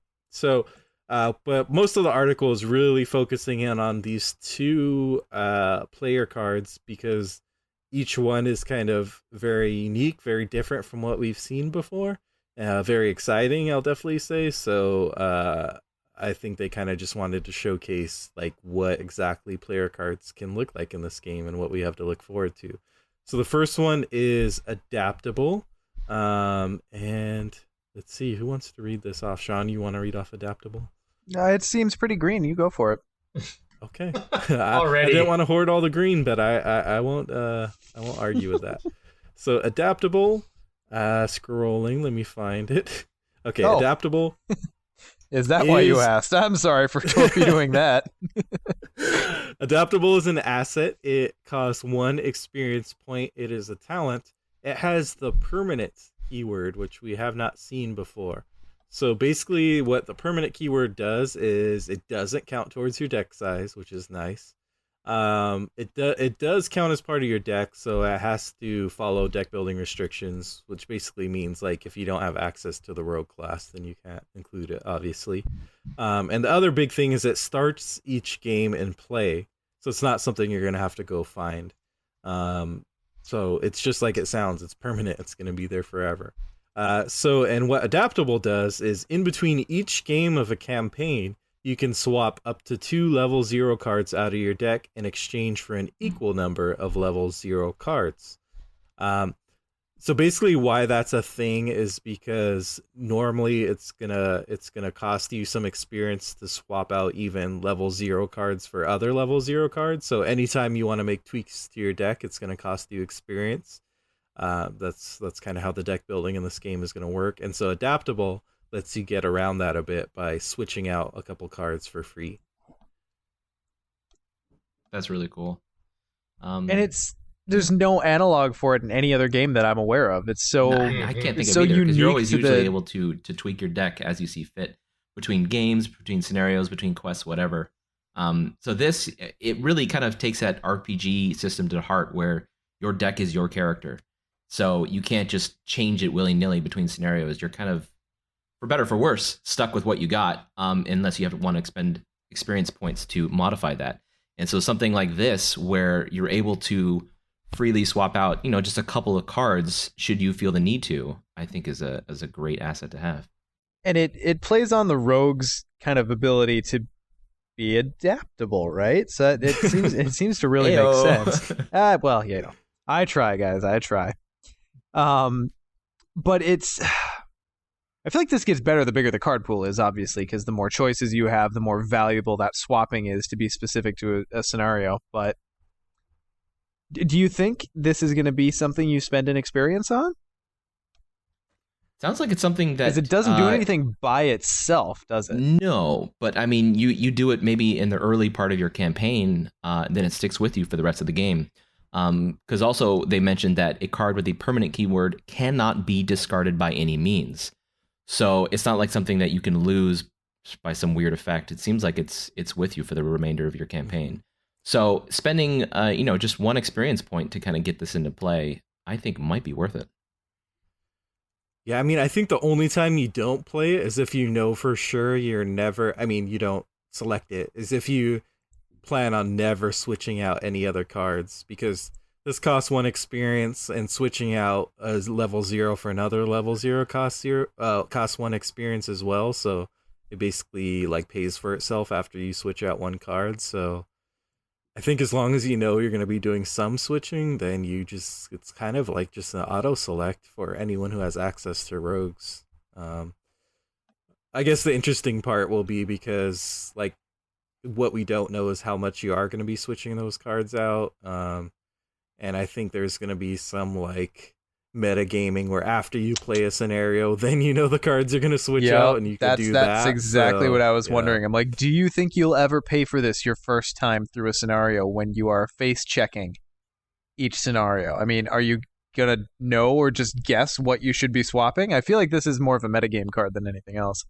Well, and I was going to say, actually, that this kind of strikes me as something that you would include in your first few tries through a campaign or a scenario or whatever. But once you become increasingly familiar with the cards in that encounter, then you may not do this, because you're like, there's no tricks that I am not aware of in this encounter. I played this scenario 8 times. I know everything that can happen, so I can build my deck accordingly, and I don't need to worry about switching those extra cards. But if each scenario in a campaign kind of requires different focuses from you, you might need this to tweak your deck between scenarios. Yeah, that's true. I guess it again becomes increasingly powerful based on the card pool then. Yeah. Yeah, well, and how much of a difference to your overall deck of 33-ish cards is swapping 2 cards going to be? Yeah. A big difference, actually, I think. Like hypergeometrically, how does that play out? Well, I mean, with a lower deck pool or a lower deck count like that, 30, as opposed to other card games, we see like 50 or 60 normally. Mm-hmm. So already that's you're cutting that in half when you're comparing it to other card games. And then when you just look at this card game in itself, if we just went with a deck of 30 cards, and how many? I think the odds of drawing 1 copy. I'm thinking of Hearthstone basically. That is a 30 card limit. And granted, you can do 2 copies of pretty much any card in that game, but like if you do 1 copy of a card, your odds are okay of drawing it. If you do 2, like you always see that card in almost any game you play, unless you lose right away. You know what I mean? Mm. So I think with that lower deck amount, this is going to be really important. Sure, and that Flamrock in the chat card also made a good point that I think this card is going to grow in use as the card pool grows. So as we have more cards to choose from, well, this did will someone be else already say that? Maybe this will be more useful. Maybe it did. Why didn't you say it louder, Sean? Why didn't you say it with more conviction? No, I totally agree, though. And then, of course, we could run into that issue where, like, we get that one expansion that comes out that doesn't have level 0 cards. You know what I mean? Like that one that's meant to be a progression or whatever. And so then it's like, well, now there's all these great tools, but Adaptable isn't going to help you with those. You know what is going to help you? I guess the other thing, too, is this lets you, if we're going to get level 0 cards in each of the little Mythos packs, this has the nice benefit of letting you integrate those new cards into your deck for free. Mm-hmm. That's always important. That's honestly the best argument I would hear for it. And I'm actually kind of sad that this isn't neutral for that reason, because as packs come out, as the story progresses, if we're technically supposed to be using the same deck unless otherwise allowed, oh man, it's going to be so hard to turn down those new toys we get. Oh, that's going to be hard. So I'm thinking for the deck tweakers among us are going to pick Adaptable right away just to be able to tweak more. Yeah. Unfortunately, Adaptable is not available to everyone, it turns out, but what are you going to do? I also want to call out the art, because it's this woman in a flapper outfit, it looks like, and then she's in the middle of putting on some heavy duty combat boots with a switchblade. Oh no, are those the boots that are getting stolen away in the Lucky? Oh, maybe. Oh man, we're seeing a story unfold before our very eyes here, guys. The Centipede wanted that knife. So the other big player card spoiled in this article is a Mystic card, and this is pretty amazing. I love this card. So Yeah. I will let you read this, Sean, because it's purple. This is Delve Too Deep. Delve Too Deep. Oh man, this to me sums up how I want to play this game. Oh, jeez. Aggro, baby. As a mystic event, 1 cost, level 0. Insight, traded. In player order, each investigator draws 1 card from the top of the encounter deck. Why ever would you want to do that? Then, add Delve Too Deep to the victory display, and it has victory 1. So this is player-generated experience. Jeez. Which seems pretty okay. I don't know. I'm on the fence about this card. This card scares me. Then that means it hit the mystic mark perfectly. If you're just like, I'm not sure. Yeah, but you never have to play it. If you're behind the 8 ball and seeing more things from the encounter deck doesn't seem like a good idea, sure, it's just in your hand. You don't have to do anything with it. But that takes a valuable deck slot. There is that. But at the same time, if you're like, if you've got things well in hand, you're on your way to winning, you want extra experience to keep the ball rolling, here you go. Yeah, I mean, this, in my mind, could almost be classified as one of those win more cards. Like, you only play it when you're ahead of the ball, as you said. And possibly. I think that's exactly but you guys what aren't this thinking is. in the meta term, because this is part of a campaign. What if you play this in an earlier scenario that's easier? Then you're sure you're winning more in that specific scenario, but then you are building your deck's capability for later, harder scenarios. But I think... what if you draw something that kills you, though? Then there is no later scenario. Like, I don't know. It's not worth it to me. To me, as the non-mystic. As the Guardian, I'm going, you keep that on lockdown! This is a card where I absolutely love the design. Like in Lord of the Rings, one of the things I've harped about is I wanted more cards that are really like risk reward or playing with fire type stuff. And this is that to a T, where it's like, you are doing something so insane, like to actually draw, like risk fate and draw this upon yourself, and then get something good in return, like a long-term investment. So I love the design of it. As far as whether I'm going to play it, I'm not sure. I think I've been trained by Lord of the Rings too well to like absolutely fear the encounter deck. Yeah, you don't want more cards coming off. You can help. So we'll have to see. I think this is definitely one where you need to trust your Mystic player, because they're potentially going to have this in their deck, and they can just plop it down when they want. Now, Sean, I look forward to playing this against your guys' will. Oh, jeez. I was going to say, having played enough games with you, Sean, I know what's going to happen. You're going to have one game that I'm not present for, that you play this and it all comes out great. Like, no problem at all. And then every game that I'm with you, you're going to play this and it's going to kill us. And I just know that's how that works. You bring the bad luck with you. That's how that works. It must be me, yeah.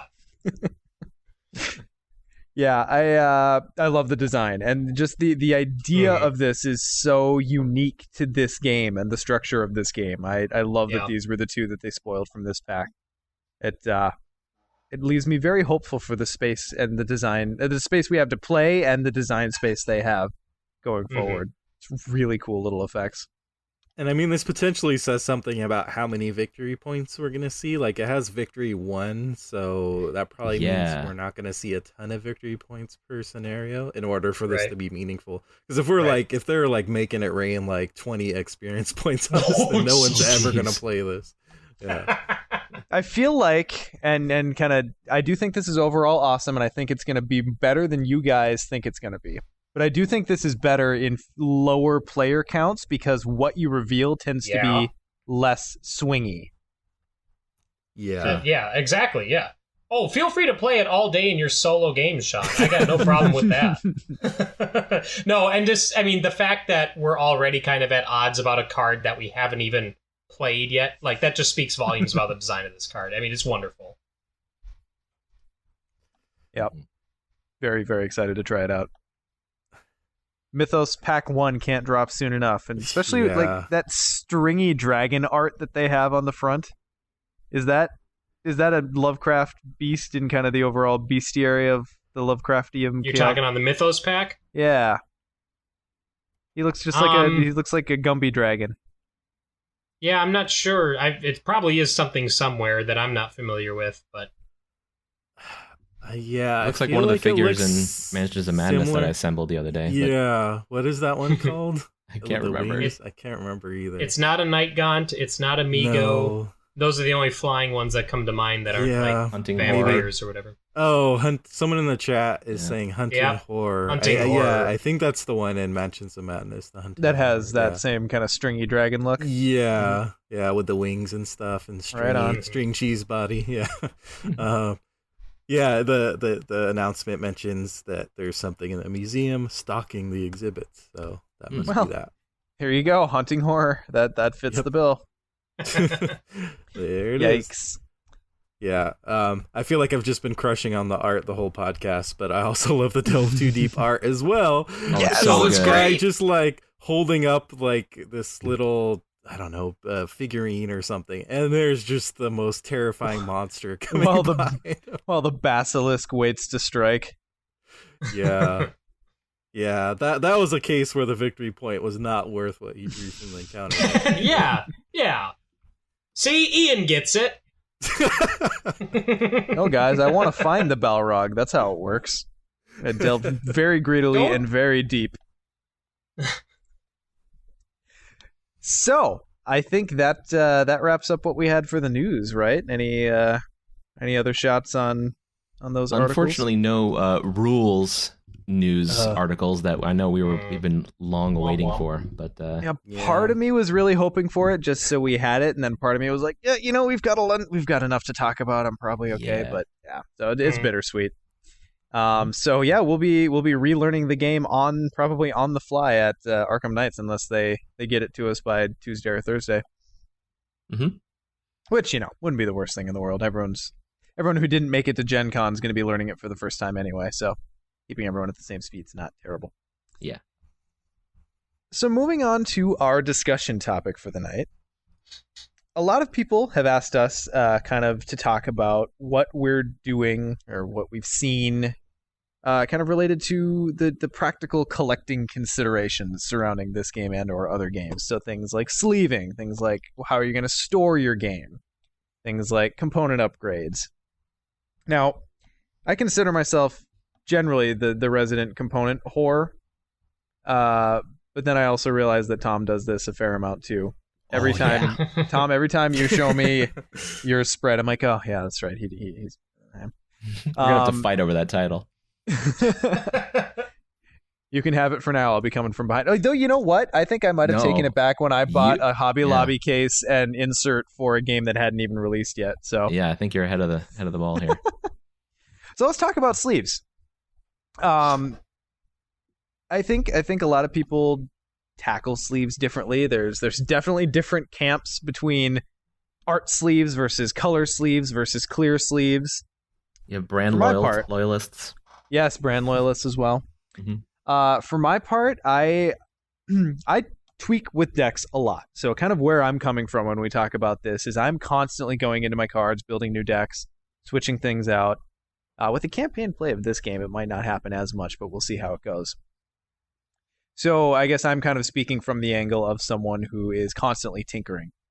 And for my part, for sleeves, I kind of find that I want to just sleeve everything. Because if you're only sleeving the decks you play with, then that leaves you the complication of having to unsleeve and resleeve every time you make modifications. And for how often I make them, that's just not worth it. I'd rather spend a little bit more money on sleeves and just be able to swap out wholesale. Mm-hmm. So what I do is I use Ultra Pro clear sleeves because clear sleeves are, there are two types of people in the world. There are people who put their cards in clear sleeves, and there's everyone who's wrong. I'm with you on that one. Because the card backs are so pretty. The card backs are amazing, and so why cover it up with like a solid opaque color? I'm like, no, please. Yeah, so I use Ultra Pro clear sleeves. The caveat there, obviously, the thing that people get on Ultra Pro for is they have their little emblem. It's a little holographic emblem at the bottom of the me sleeve. insane. Yeah, see, Tom and I are going to divide camps here. I get it, but I've played with them long enough that I don't even see it anymore. So the reason is I find that Ultra Pro are the perfect compromise for me between sleeve quality and price. Because you can get 100 Ultra Pro clear sleeves for probably about $6 to $7. I will fully acknowledge that something along the line of a Dragon Shield is actually a better sleeve, but those are 100 sleeves of those are going to cost you $10 or more. So I don't think they're that much better, and that's why I stick with Ultra Pros, because I sleeve everything and I buy a lot of them. They don't have the little friggin' sticker on them. They don't. It's not a sticker. It's a hologram, Tom. We're living in the future. So it's shinier, so it attracts your eye even more. Well, it's better now than it used to be, because Sean, you probably remember this when we would use Ultra Pro, and we would play the Star Wars CCG by Decipher way back in the day. And that little hologram would cover a card's forfeit value. So when I had to get rid of something off the table, like because it died in a battle, always had to slide it up out of the sleeve a quarter of an inch. I had that inch. extra shame of going, how much is this card really worth? Oh, 1. Why did I even look? You know. Yes, luckily they have moved it to a place that most cards don't generally put any crucial info. Based on what I've seen, I obviously don't have any cards yet in these sleeves. Based on what I've seen, it's going to be like just down in the little offset border on most cards, and even the cards that have sanity and health, I think it's still offset into the right of both of those stats. So it's not actually covering anything. And at the end of the day, if you prefer to see everything on your card faces, you can always just throw the emblem on the back, and then it's only on the card back that you're seeing a little bit on your deck. Now Tom's going to tell you about how I'm wrong and that emblem just shouldn't be anywhere. It shouldn't be anywhere. No, for a clear sleeve, it should have. What do you use, Tom? Clear. Well, okay. I'm for Lord of the Rings, which I've got thousands of cards. I have that completely sleeved in Mayday Premiums, and I find Mayday Premiums to be a pretty good price to performance ratio, if you will, as well, because you can get a pack of 50 of those for just over $2. So, they're not penny sleeves, but penny sleeves are pretty trash anyway, in my opinion. So I think the Mayday Premiums, I will also mention that they are very snug on the card. Whereas Fantasy Flight brand sleeves, I think they're good quality sleeves. Flop. Oh, they go flippity flop. The cards are swimming in this huge sleeve, and you're like, what the heck? And so I have found that the Mayday Premiums are perfectly snug around the card, more so than any other sleeve I've tried. I guess the big negative about Mayday Premiums is that occasionally you get a pack that's a slightly longer or slightly shorter than your other ones. So they're not always cut perfectly.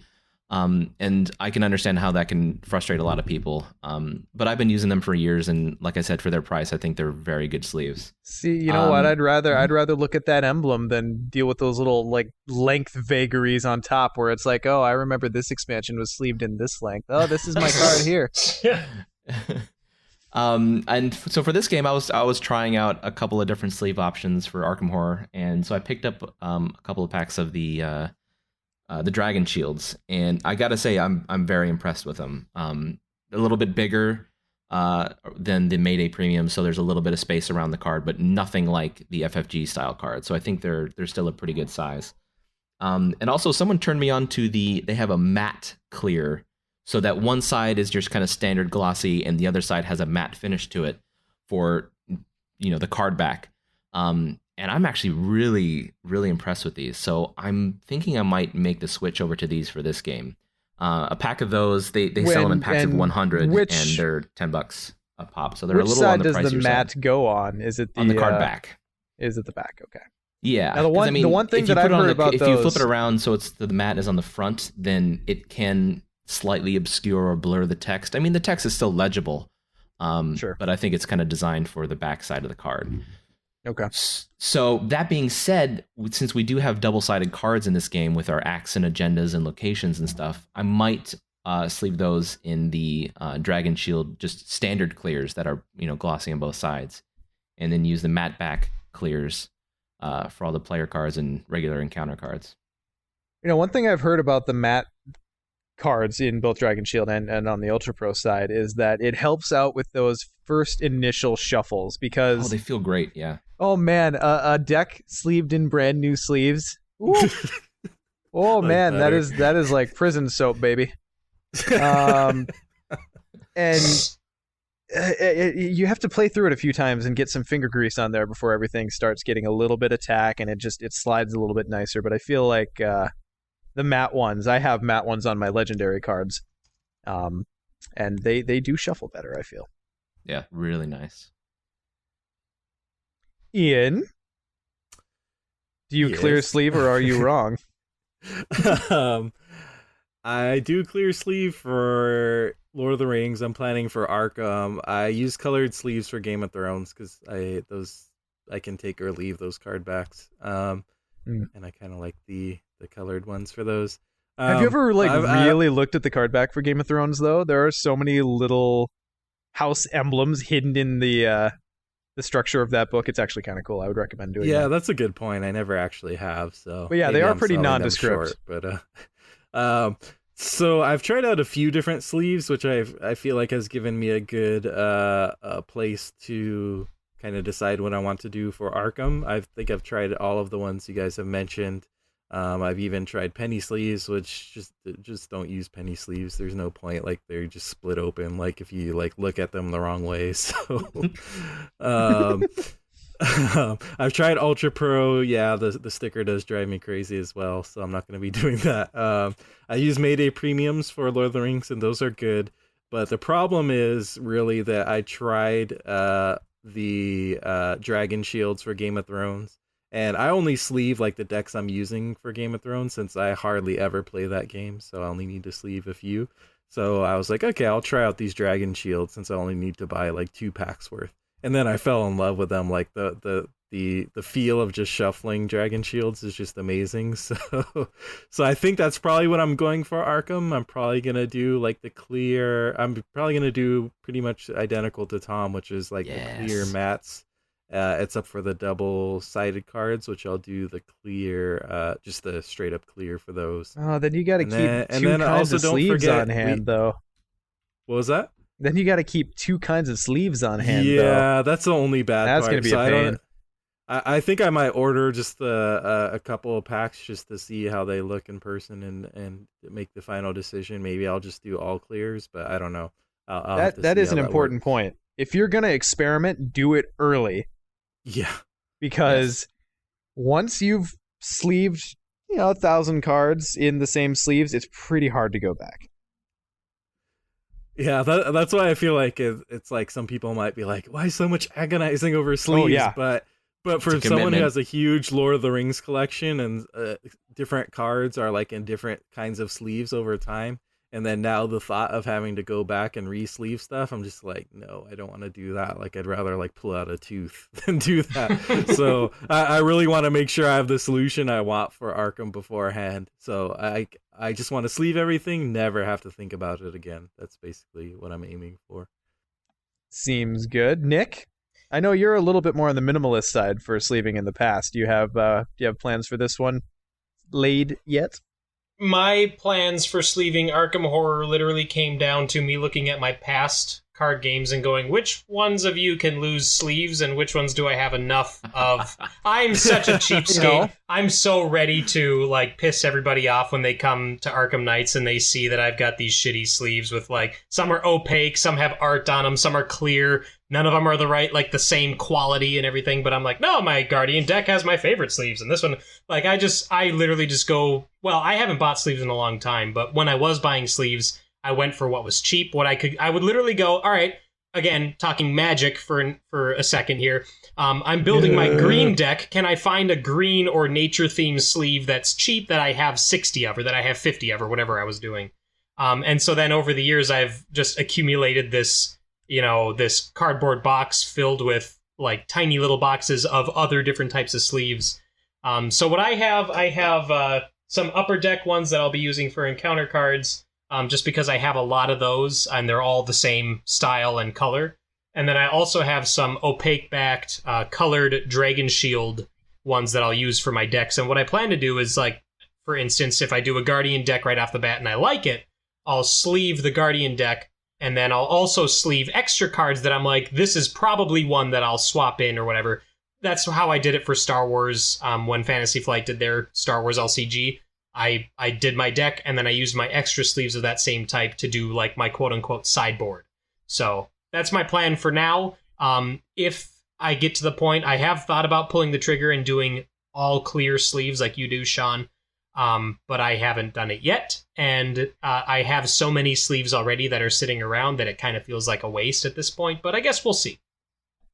Yeah, and I join you in the scavenging team now because as I was kind of gearing up for this, the last Lord of the Rings pack I bought, normally I'm really good about just ordering a case of sleeves and just having them on hand. When I get down to like 50 or 100, order another one, blah, blah, blah. So I'm always ready when I get new cards. But the last Lord of the Rings pack that came out, I got home with it, or I got it from the mailbox, came inside, and I'm like, oh, I have no sleeves, and I can't play with cards that aren't sleeved. That's like a got milk ad waiting to happen. Pretty much. Oh, man, I had my mouth full of just like the driest, crumbliest cookie, and that jug was empty.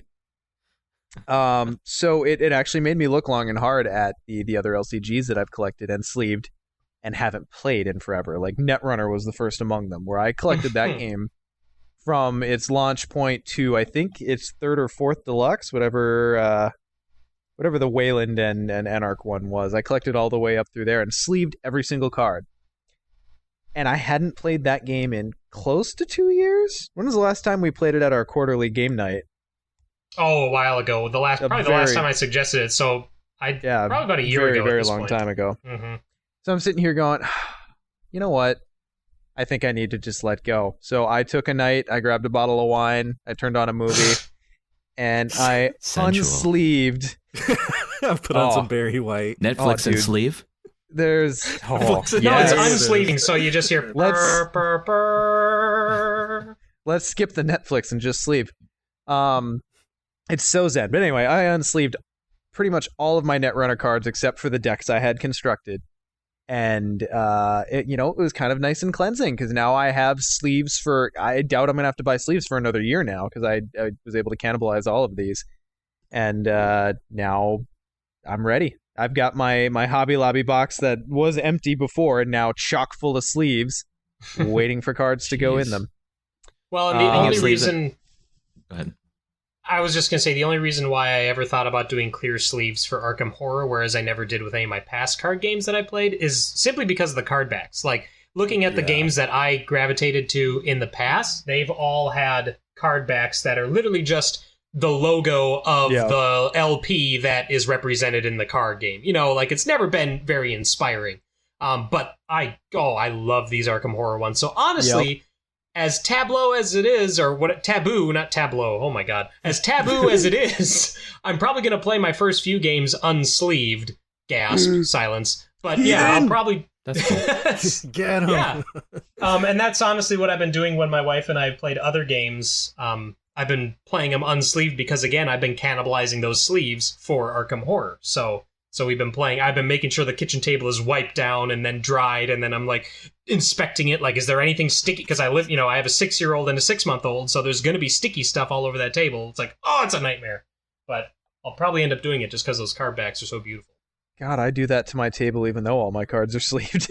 Yeah, exactly. I have a problem. I know that true protection is actually a myth. Like, if something spills on a table, and even if they're in sleeves, those cards are toast. But there's something about just wanting everything to be neat and tidy and clean before I set the cards down. Now, the only other sleeve brand I haven't tried that it's been recommended to me, as also pointed out in chat here, was KMC. I think like their Perfect Fit line, or they got a couple of options. Have you guys ever tried those before? I have not. That's the one I haven't tried. Yeah. Okay. Debating whether or not I want to drop some money on like a single pack of those just to try them out. Are those kind of along the same lines as the Maydays as far as quality goes? I've heard they're supposed to be really good, but also fairly on the expensive side. So, okay. Yeah. I think it's another. I think they're kind of like commitment. the Dragon Shield competitor, right? Yeah, they might be.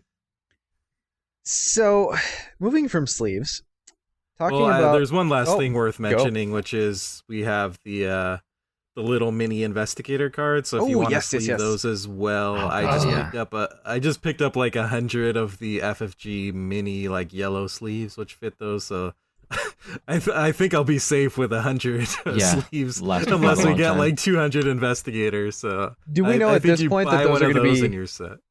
Do we know at this point that those are going to be the only cards of that little mini size in the game? As far as I'm aware, I yeah. So if think you've played yeah. Arkham Horror or Eldritch Horror, they seem to be around the same size as like your asset or artifact little cards. Am I remembering that correctly? Mm-hmm. Yeah. Yeah, like I think where- they are. Yeah. I don't know if there's a specific. They're either going to be unsleeved for me, or they're going to be floating around inside a regular size sleeve at this point. Like, oh, that'll be great. Like, it'll Talk be about like swimming. lopsided and down. Yeah. Drowning in that sleeve. Well, and yeah, I don't know. Sleeves are a thing, and yeah, I think someone said it. I can't. Sorry, it might have been Ian who said it. Yeah, there's a reason we're agonizing over all this is because if you do it, it super matters. Though I have heard, and I think there's probably some validity to the argument that sleeving in an LCG is less worth it because if it's so easy to find replacements as opposed to a CCG where you're like sleeving your rares and replacing those would not necessarily be easy. You know, if someone spills beer all over your core set, you know exactly what you're getting when you buy another core set. So Right. And I just want to mention for people who might be like new to card games in general, like you don't have to sleeve if you don't want to. Yes, I mean, like there is risk that you could spill something on your cards or whatever, but I don't really frown upon people who decide not to sleeve because it's expensive to sleeve like an LCG collection. And like you said, you can just pick up, you know, worst comes to worst, you could pick up another Mythos pack or something for cheaper than it would be to sleeve an entire massive collection of cards. you can sleeve if you want to. Just don't leave your cards behind. The other thing worth mentioning is that for people who are new to kind of the cooperative LCGs, you can kind of do a dual strategy for your player cards and encounter cards. Like if you want to cut back on the cost, but you do like Dragon Shields or whatever, you can use Dragon Shields for your player cards since you're going to be using those like forever and use those the most. Whereas an encounter deck, you're going to be playing a finite number of times. So those you can maybe use a cheaper kind of brand of sleeves for that, and that would work. Or just keep them in the nude. That's fine too. Yeah, or keep them nude. All natural. So then, moving from sleeves, we've got just general storage and how you're actually going to keep the game.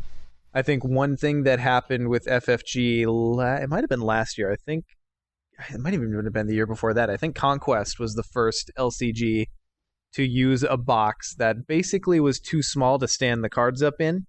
So once you take them out of their little baggies, there's really no good way to keep them in the box they come, which is kind of unfortunate. I know a lot of people do like those bigger LCG boxes that Lord of the Rings, Call of Cthulhu, Netrunner came in because they're actually big enough to hold the cards standing up on their sides, even if the kind of FFG provided insert doesn't really do a whole lot. There's other options. But we expect that Arkham will release in the same box size that we've seen Conquest, Game of Thrones 2.0 release in, which again, not big enough to hold the cards standing on their side. So most people are generally going to look somewhere else for a storage solution. For my part, Ian and I both talked about this last time a little bit, but we didn't get into details. So what I've done is bought a Hobby Lobby artist supply case. It's a very specific case that kind of looks like a briefcase. It's made out of wood. And then Go7 Gaming makes an insert that you buy and assemble and glue yourself, and that fits into this Hobby Lobby case that fits cards. And this is my first experience using it. I've basically just gone with the really cheap shoeboxy looking boxes for every other one of my card games. I don't even know if there's a specific brand of those. Yeah, no, I've been slumming it on those. And I'm really liking it. I bought a Hobby Lobby case for my Lord of the Rings player cards, and I also bought one for Arkham Horror until it bleeds over into something else. But really digging it so far. It's definitely on the spendier side.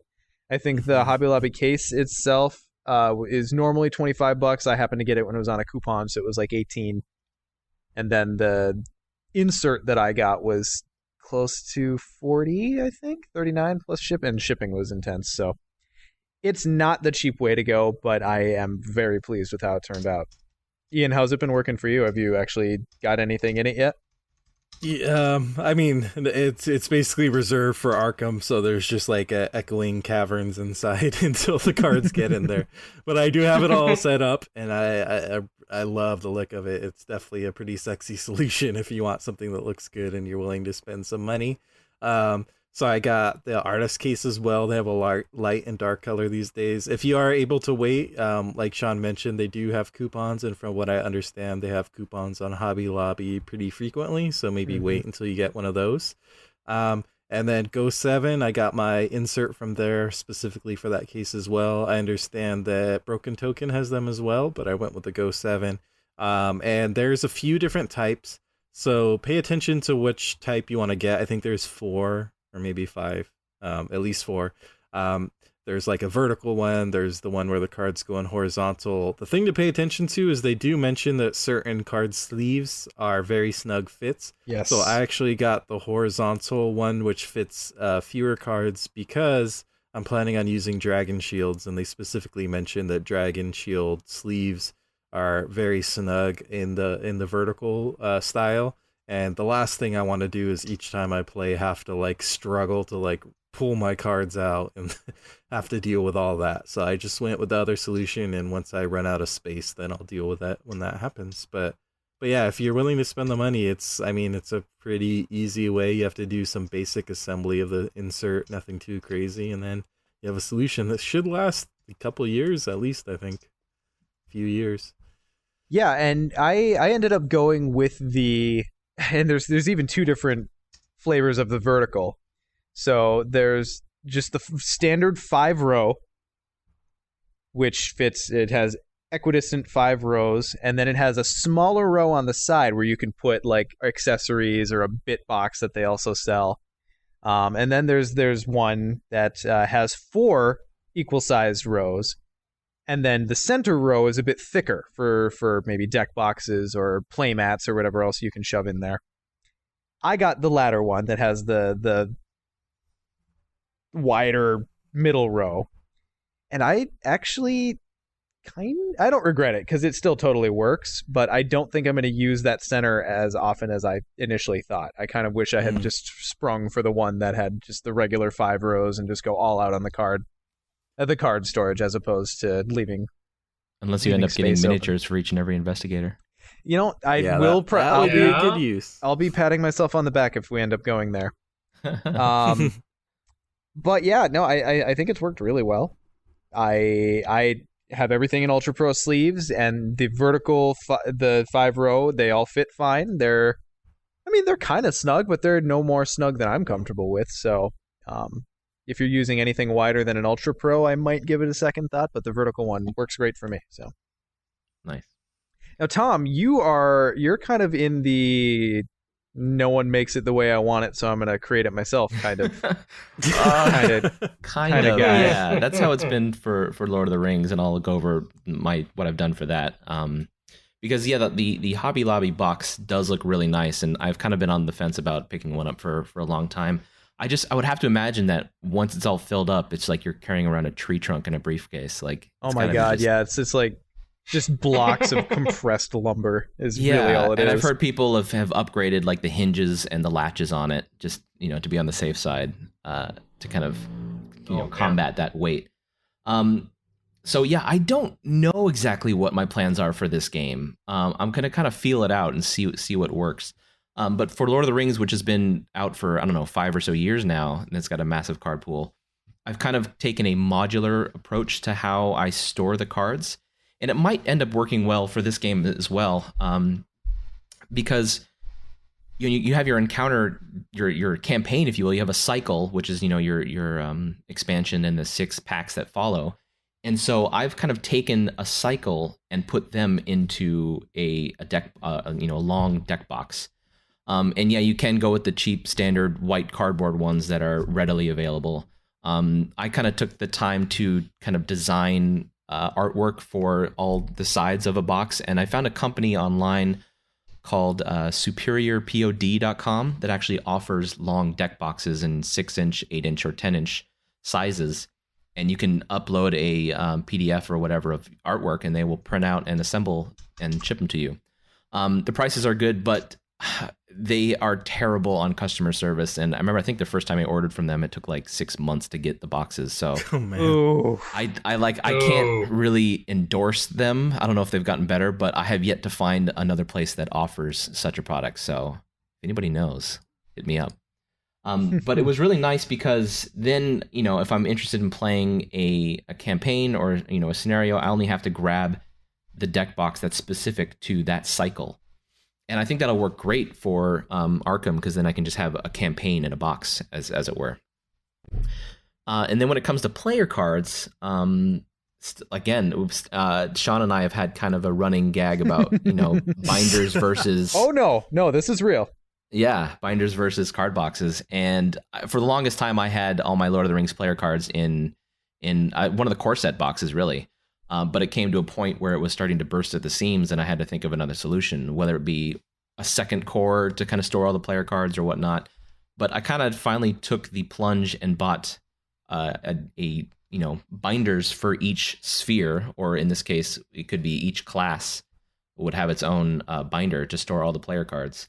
And so far, so good. I've been enjoying the way that works out really well. So it's hard for me to justify, buying 5 binders worth that are going to be mostly empty at the start of this game. So I don't know if I'm going to make that. Maybe I'll just start with 1 binder and just see where it goes from there. But like I said, I haven't settled on my card storage solution yet for this game. So we shall see. Yeah, I do use that binder kind of solution for the player cards for Lord of the Rings. I think what I'm probably going to do is just keep everything in that Hobby Lobby box, and then once it gets full, I'll separate out the player cards into binders more than likely, and do that 5 binders, 5 classes solution. Yeah. Yeah, I'm never going to argue that binders aren't the prettier solution, but to me, putting things away after... Because I tinker constantly, like I mentioned. Putting things away and taking them out, I can't imagine that's not more onerous than just slapping them in, their section in the box.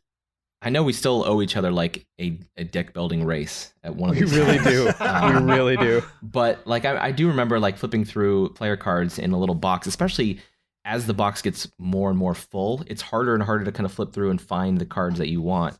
And I just found that kind of took a little extra time and effort. So being able to flip through hey, pro pages, tip. Yeah. Pro tip for you boxers out there. If you, as you're tinkering, as you're playing, if you make it a point to, for instance, for Lord of the Rings, I have my cards split up between sphere and then card type. Just pretty simple delineations. I did the same. If you make it a point to just always put cards away at the front of the pile, then over time you'll find that the cards you use most are always going to be at the front and are very easy to access. So it requires a little bit of diligence, but just that little bit of work in putting cards away, just making sure you're doing it right, definitely ups the usability of the piles once they do get bigger. Do you use a Dewey Decimal System for your card boxes? Yeah, pretty much. We're working up acronyms. Cart of books, the kind of okay. So I suppose getting back to what I'm doing for Lord of the Rings now, I don't think anyone here has kind of gone the really low cost option yet. There are, of course, you can buy online at just about any game store out there. Really, the cheap, nondescript, white, shoeboxy looking things. You can get them in single rows. You can get them in double rows. It's worse than pizza box material. I feel like pizza box material at least soaks up a little bit of the grease. But yeah, no, I mean, it's a fine way to go. I've survived this long. The other thing that I do, and I'd be curious to know if you guys do this at all, because I play with my Lord of the Rings cards pretty frequently, and I don't do the digital. I pretty much only do the digital as far as the podcast goes. So a card, aside from my kind of normal big collection at large, I actually have a smaller case that's way more portable, where I keep the 2 decks I'm playing and then 3 or 4 scenarios that are they're generally the newest ones that come out. So when I sit down and just want to quick play a game, I've got my small box that has everything I need for that game in it, and then obviously the larger storage solution for sitting down to build decks, grab other scenarios, what have you. Any of you guys do any kind of interim storage like that, or am I just one step too far gone? I think that all of my storage stuff could be called interim storage, because just like my sleeves, I've done card boxes the exact same way, where, back in the late 90s, early 2000s, I was like, ooh, clear acrylic card cases, yeah, buy a bunch of those. And then, started collecting Magic the Gathering, I got a bunch of Fat Pack boxes that fit, 6 decks perfectly, I'll get those. And then it's like, oh, all right, well, these white cardboard ones are super cheap. I'll buy a bunch of those. And then it was like, oh, I kind of like having a box for a deck, so I'll just get some Ultra Pro, open up the foldable deck box ones that have 2 decks, in one box. So I have quite the menagerie, and I just swap based off of what I use most and what fits in what with what sleeves and all that sort of thing. So. And I assume that's your strategy going forward. Any big changes you're making for Arkham?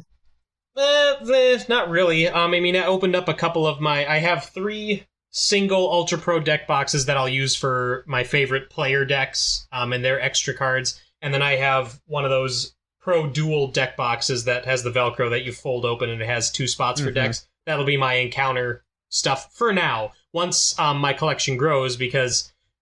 So I got one of those clear acrylic cases that says holds 1,100 cards, and I was like, wow, I can fit so much stuff in here. And then I put all of my Lord of the Rings cards in there from Lord of the Rings TCG, years ago. And I'm like, that's about a third of my collection. 1,100 really isn't that much. So I'm sure I'll get up to that amount pretty quickly with Arkham Horror. Well, especially for a collectible game, too, because, how many friggin' copies of those commons do you have from years of collecting? It'll probably be... Probably be less of an issue for an LCG, I hope. Probably, yeah, but I was just going to say, I could make a tie out of Hobbit swords from Lord of the Rings TCG. I can make a suit out of Hobbit swords. There's so many of them. Oh my god, and the elven bows. Yeah, some of the more common items in that game were just... Yeah. Well, Hobbit sword was the one they reprinted over and over again, so... Well, and that's because Frodo was screwed if you didn't give him something. It was the one thing that every deck needed. Yeah. So yeah, right now I'm just using those little deck boxes, and that's probably what I'll have at Arkham Nights, again, with my different colored opaque back card sleeves, Heathen and everything, So just eventually is what we should expect from you, Nick. Okay. Pretty much, but eventually I'll get some sort of unified storage system, probably closer to the again, those clear plastic cases, and not anything like a Hobby Lobby box. Like, oof, no, ooh boy. It is on the higher end of commitment. I will. Yeah, well, I also am kind of in the binder camp as well, with Tom. Traitor. But my binder game is probably a lot weaker than Tom's, in that, again, Magic changed how I collected cards and how I stored them, but I have it's basically a Trapper Keeper, or like one of those old CD books, the really big ones that can hold like 300 CDs. It's like that. But all I did was I put all of my rares in there. Every card game I had, every rare that I had went in that one binder. Yep. And then it had some book, pockets. I used to do that too. Yeah. Yep. And then it had some pockets on the inside that I would put like 1 or 2 decks, just so then if I'm like, well, I know I'll be playing this game, I'll just bring my binder, But I honestly haven't even opened that binder in a while. I pulled a lot of those cards out of there. I like how we have a range of approaches here. I think Nick is making the kind of more organizationally fanatical listeners out there. He's making their eyes twitch right now. He's also making me feel like a super nerd. Well, I got a minute now, because when I put my cards away in my storage boxes, when I put them away in the storage box, they're sorted by card number with every copy I have, according to that card. Okay, yeah, I don't go that far. Yeah, because when I rebuild, now Sean tinkers with decks. I don't tinker. I'll make a deck, I'll play it for a while, and then after a few months, I'm like, I wanna tinker with this deck, and I'll start to pull a couple cards out. The next thing I know, the whole deck is dismantled, and I have every card available that could have gone in that deck arrayed before me in piles and everything, and I'm like, okay, let's look at all the assets. And then you're just chipping away at the block. Yeah, and next thing I know, it's 6 hours later, and I have no decks anymore because I've dismantled all of them. That's how it's a mess. No, it's a I mess. totally feel you. Tinkering's probably a light word for what I do. I've fallen into that rabbit hole before where I should really just have a standing rule that my cards do not come out after 9 p.m. Because I've done That's that. the best time! I've done that thing where, I'm going to build this deck that I have this idea for. Oh, and well, no, we should probably build a companion deck for it. Oh, and you know what? This deck doesn't use any of these cards, so this other, and sure enough, it ends up being like 1 a.m. on a weeknight. I'm like, oh god, mistakes were made. Well, and I'm also the person where I'll be going through my collection and I'll find a card that I'm like, why would they make this? Who would ever use this card? This card is garbage. I'm going to make a deck around this card and make it work. And then I spend 3 hours trying to make, you know what I mean? Like that sort of thing. Oof. You're that guy. I'm a card game mess. I really am. You're the champion of the underdog cards. No, but we need that because I definitely write cards off. So I look forward to you being wrong, but still disagreeing with me. Oh, I'm just laughing at a picture that Tom just shared. It's great. So I think that one of the last pieces of kind of the trappings of the game would be the components themselves, because like we've mentioned before, there are games where the cards are all you need. FFG doesn't make those games. No, they do not. There are bits, there are pieces, there are at least 4 or other 5 types of tokens in this core set. So we've got health and sanity, we've got doom and clues, which are the same resources, right? Which are reverse sides of the same token. Oh, those are double-sided. Okay. Yeah. That makes that simpler. But anyway, you've got a lot of different bits in this core set, in this game.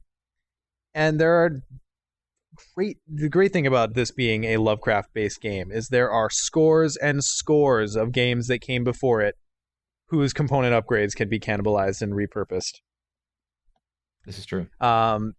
So those of us who are going to Arkham Nights will have kind of a built-in upgrade at least to our health and sanity tokens. We're going to get some acrylic tokens there that are pretty basic.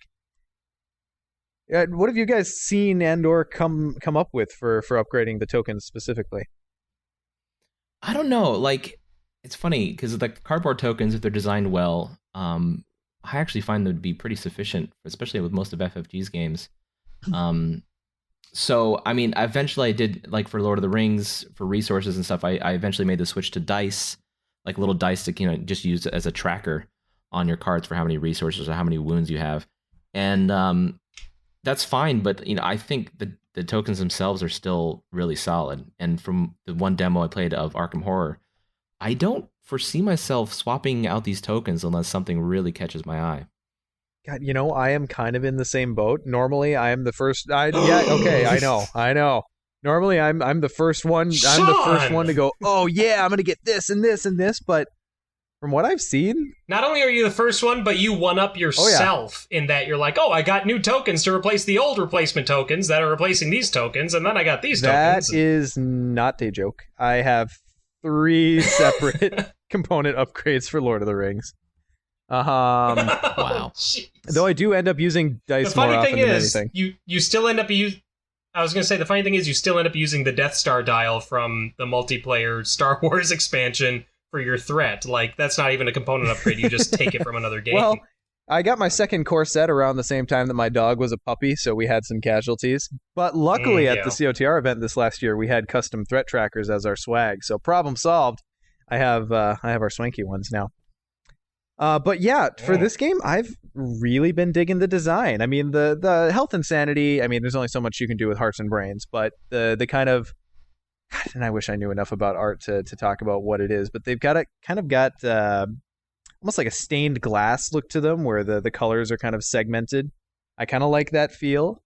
I love the design on the Clues and Doom tokens. I have no idea if I have any desire to upgrade those. And the resources are fine. They're just kind of nondescript resources. So it might be a while before I see something that entices me enough to upgrade from the stock tokens.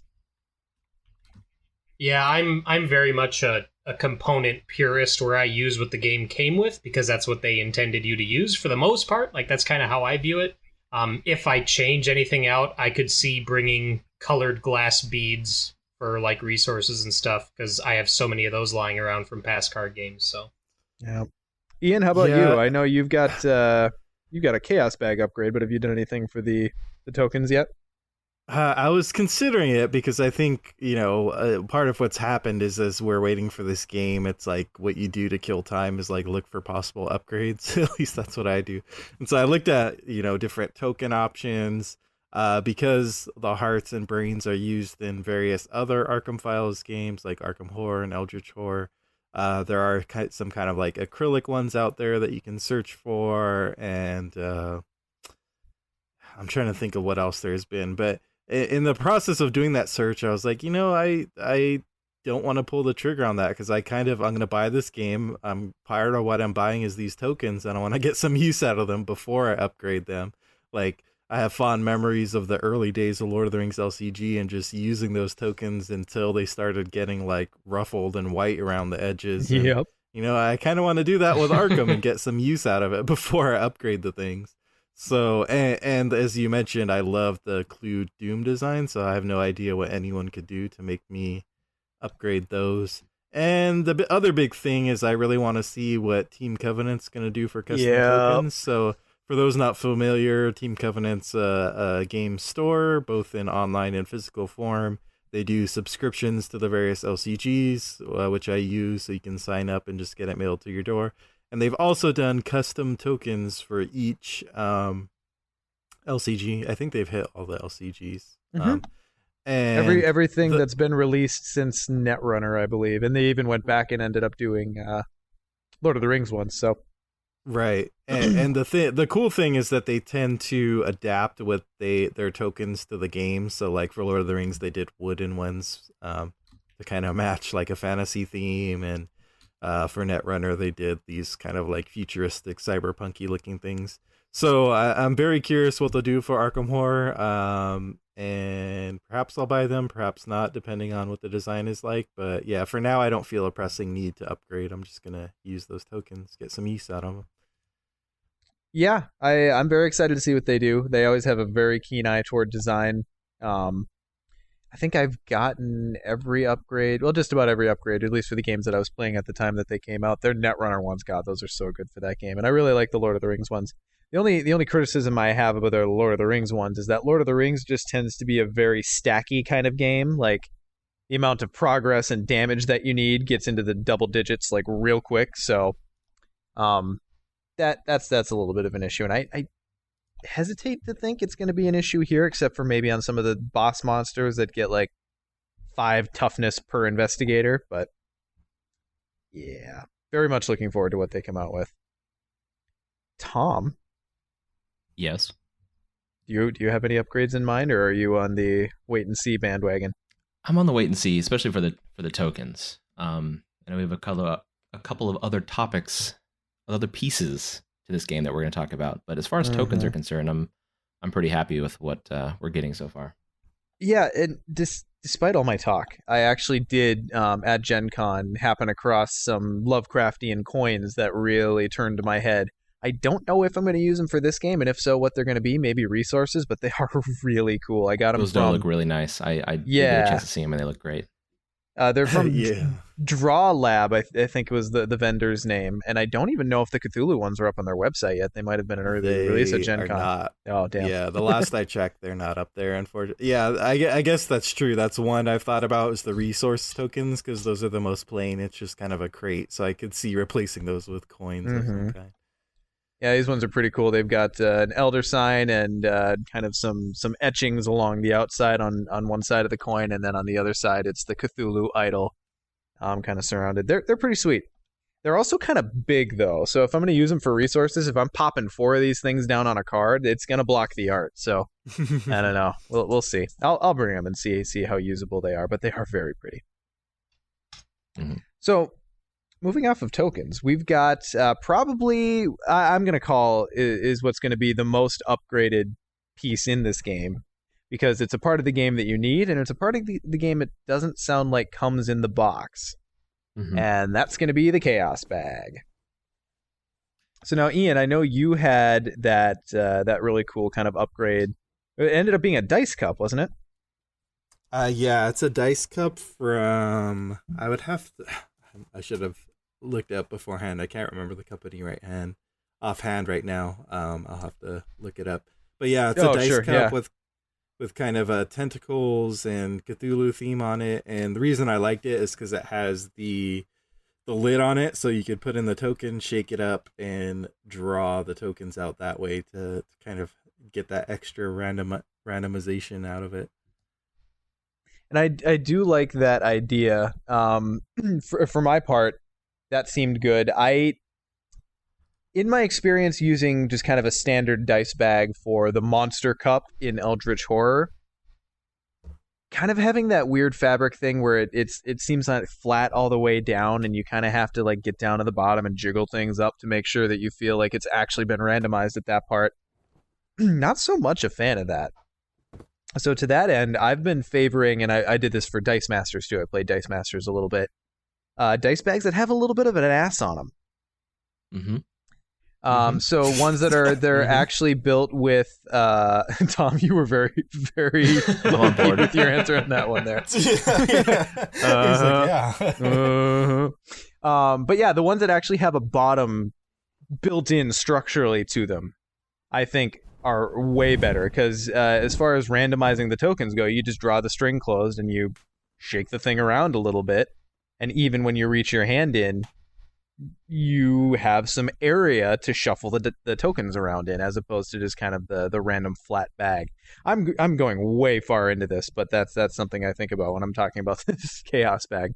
No, it makes sense. Because there was a user, Ken. I think he goes by Kenji on both on the yep. Discord server and on Board Game Geek, who started a thread about making some chaos bags with nice embroidered emblems, and he's been designing a couple of different styles, and you can choose your own fabric and color, and that seems phenomenal. Yes. He and I have been talking back and forth quite a bit because I immediately locked on to that BGG thread when he started it. I'm like, oh my god, these look awesome, and it's exactly the kind of dice bag I want. Right, so and it's funny because right emblems. before I saw that thread, I was actually browsing around Etsy and found a guy who made custom dice bags and went ahead and just ordered one from him. So that actually arrived earlier today, as a matter of fact. And just like you were saying, he makes it out of it's like a suede material on the outside, and the inner interior is lined with twill, so it has a bit of structure to it. So it stands up on its end and kind of acts like a dice cup. A cup as opposed to like a soft bag. Right. And I was able to get, the Elder Sign logo on the outside and kind of a nice deep green on the inside, and I'm pretty happy with it. Yeah, and the one that we were talking about, Kenji, he's actually got a website up. He and his wife do this on the side, making these bags for various games. It's called Geekcraft. I believe I listed his website in here. It's Geekcraft with a dash in between. .com/WordPress/dicebags. And they're pretty sweet. And he's getting kind of an idea for what colors people want and what symbols. He's got his own Elder Sign, because apparently there was some talk as to whether or not FFG owns that actual rendering of the Elder Sign, whether that's actually trademarked. I don't know if we ever got a definitive answer, but I suppose it might be. But I think he was just playing it safe and kind of coming up with a variation of the Elder Sign to use. Mm-hmm. Yeah, so he sent me a little preview of what those are going to look like, and the embroidery is really what sold me, because you can get kind of silk screened designs on just about anything, but the embroidery on these symbols looks really high quality. So, looking forward to that. If you're interested, head over to that website and check them out. I think he's planning on either selling them there, or he might set up an Etsy once he actually gets things rolling here. It should be in the near future. Yeah, I plan on getting one of those, and I think realistically I'm probably going to have a few Chaos Pack solutions going on. There's also like some really, like on Etsy is like a black hole you can go down and spend a ton of money, but they have some cool stuff on there. It really is. Yeah, there's some like cool like Cthulhu like chalice type things that maybe that's like my at home, like when I'm feeling fancy, like I can pull that one out. Another chair. And then the other ones are like my. And we saved this chaos bag for guests. Yeah, yeah, that's my guest chaos bag. I was thinking we're gonna need a counter for every time Ian accidentally puts his hand in his wine or something. But yeah, it seems like there's a bevy of options to choose from for chaos bags, which is great. Yeah. So definitely check those out as they come. I just posted a picture of mine in the Yeah, those in look the really nice, Discord too. there. Yours does look very solid, Tom, and it's actually got kind of like a cylindrical quality to it. It looks like It does. nice. This is very So I good. suppose Nick, do you have any ideas for what you're looking at for a bag, I'll eventually or upgrade. just Right whatever now, bag I you have? Yeah, I got a Target bag right here. I'll just throw it. No, no, eventually I'll get something specific to this game, I'm sure. However, I do have Cthulhu dice bag. It's just I actually have a couple. I have one that was knitted by a friend of mine, that has kind of like that ugly Christmas sweater style to it, but it's all Cthulhu stuff. So I might use that. I have another one that's just a plain dice bag with green tentacles on it that they sell. I bought it at the event center down in Roseville, so I might use that. However, when I'm like out playing games like at your place, Sean, or for the event or whatever, I'll probably just end up using one of the deck boxes that I bring with, just because take the deck out, I'm playing the deck, now I have an empty box right here. Perfect. I guess it'll all change, but eventually I will upgrade to something, one of these many options that we have. But for now, whatever's on hand. Nick, in the wait and see camp. So you're just going to get the opportunity to hear all of our trials and tribulations and just cherry Profit. pick the best options. Yeah. Yeah. Exactly. I let you guys do the hard work, and then I just come in and follow your notes, basically. Not bad. Yeah. So I think the last thing that people might look to upgrade, and I think this is going to be probably a pretty common upgrade, is those mini investigator tokens that we were talking about. And I think The we mini mentioned this on cards. prior episodes. Yes, sorry, the mini investigator cards. FFG for its, I think, primarily for Mansions of Madness, but I suppose they probably work for anything that needs a character standee or whatever. They have little minis for their investigators. Tom, I see yours here. Are those painted too? Yeah, they offer, because FFG does offer pre-painted investigator miniatures for their line. Now, Nice. if you go on their store, the vast majority of them are like always sold out. And so I saw that the 5 investigators that we know of in the core set were available, so I just went ahead and snatched them up. So yeah, I'm gonna give those a whirl and see how they go, and see if I'm gonna continue down the miniature route for the duration of the game, or if the cards provided will suffice. So we shall see. Awesome. Mm-hmm. Awesome. Now, Ian, I know you had mentioned interest in the minis earlier. Is that something you think you're going to pull the trigger on, or are you going to wait and see as well? Yeah, they're sitting in my house as we speak. Oh, you did get them. Okay. There you go. Yeah. Oh, so you're going to then? Yeah, I have those, and I have the 2 investigators that we know about from the expansion. Yeah, me too. Yeah, the yeah, the big problem is, like Tom mentioned, that a lot of them are out of print, so it'll kind of drive me crazy if I have some of the investigators and not others. Yeah. If they release some investigators that they don't Ooh. have minis available for, Yeah. I need to have all of the same solution. All or going, nothing. So, yeah. Yeah, all or nothing. So, I mean, I'm really hoping that they reissue those, or there's obviously going to be a demand going for them. So I'm hoping that they make those available again, because I'm sure people will snap them up. Otherwise, yeah, I'm not sure if I'll just go back to the little mini cards or what I'll do. And for anybody wondering about the paint quality of these pre-painted miniatures, I would call them serviceable. Yeah, that's yeah. a good description. Yeah, I think. I mean, most it's like they have a pre-painted decent miniatures. like base coat for all the colors, but the details aren't there. So really, if you wanted to, you could do like a quick dry brush or wash, and that would make them pop out a little bit more. But I think for what they are, they're pretty good. They're fine. Do they have the option for non-painted ones? I don't know. I mean, usually you get a lot of these miniatures in some of their other existing board games. I don't know if they sell Sure. them separately unpainted. I Fair have not enough. seen. Yeah, I have a feeling that very little lives up to their X-wing quality of Right, painting. it's no X-wing because- quality, that's for sure. Right. Yeah, because that's their cash cow. Mm-hmm. Yeah, I guess it works for me as someone who has like no painting skill or like time to really devote to that. It's a good solution, but yeah, it's not the best quality. I'm not sure if anyone else will be able to offer those, because it's not like making component upgrades, like you're actually making that character. Yeah. Unless it's kind of like a knockoff style of like instead of Jim having a trumpet, he has like a guitar or something. I don't Right. know, like. I mean, I could see Well, then he's somebody just Ashcan like, Pete. yeah. I mean, I could see somebody making like instead of mini cards, having like nice tokens, like like just as a straight Right. replacement. So it's color on one side and it's black and white on the reverse. But like a nice heavy token, I think would be also a suitable replacement if anybody wanted to manufacture that sort of thing. Yeah, that's true. Yeah, this one, I'm kind of sitting in the camp of not feeling a need to upgrade, oddly enough. It's kind of actually the same string that you were talking about, Ian, where it feels weird to have inconsistency. I feel like the enemies and everything else that's going to be on the locations is going to be a card, so I'm just going to see. And card. I'm actually the opposite, where the first time that I saw the cards, like in the image that they had of like the quote unquote play area, I was like, ooh, I don't know how I feel about that little tiny investigator card, like having to slide that thing off the table or pick at it for a minute before I can lift it up and move it to another card. Like, that was the first thing I thought of, was like, I'm gonna have to get some minis or something. That'll be a little cooler, a little easier to move. Yeah. Right. Honestly, I do like I the think concept. I like the concept of having, because you have your locations like splayed out on the table. And in a way, it kind of feels like a dungeon crawl where you're moving your minis from location to location. I kind of dig that feel. There's probably a mint to be made in the user created accessories column, I guess, for a decent like play area playmat.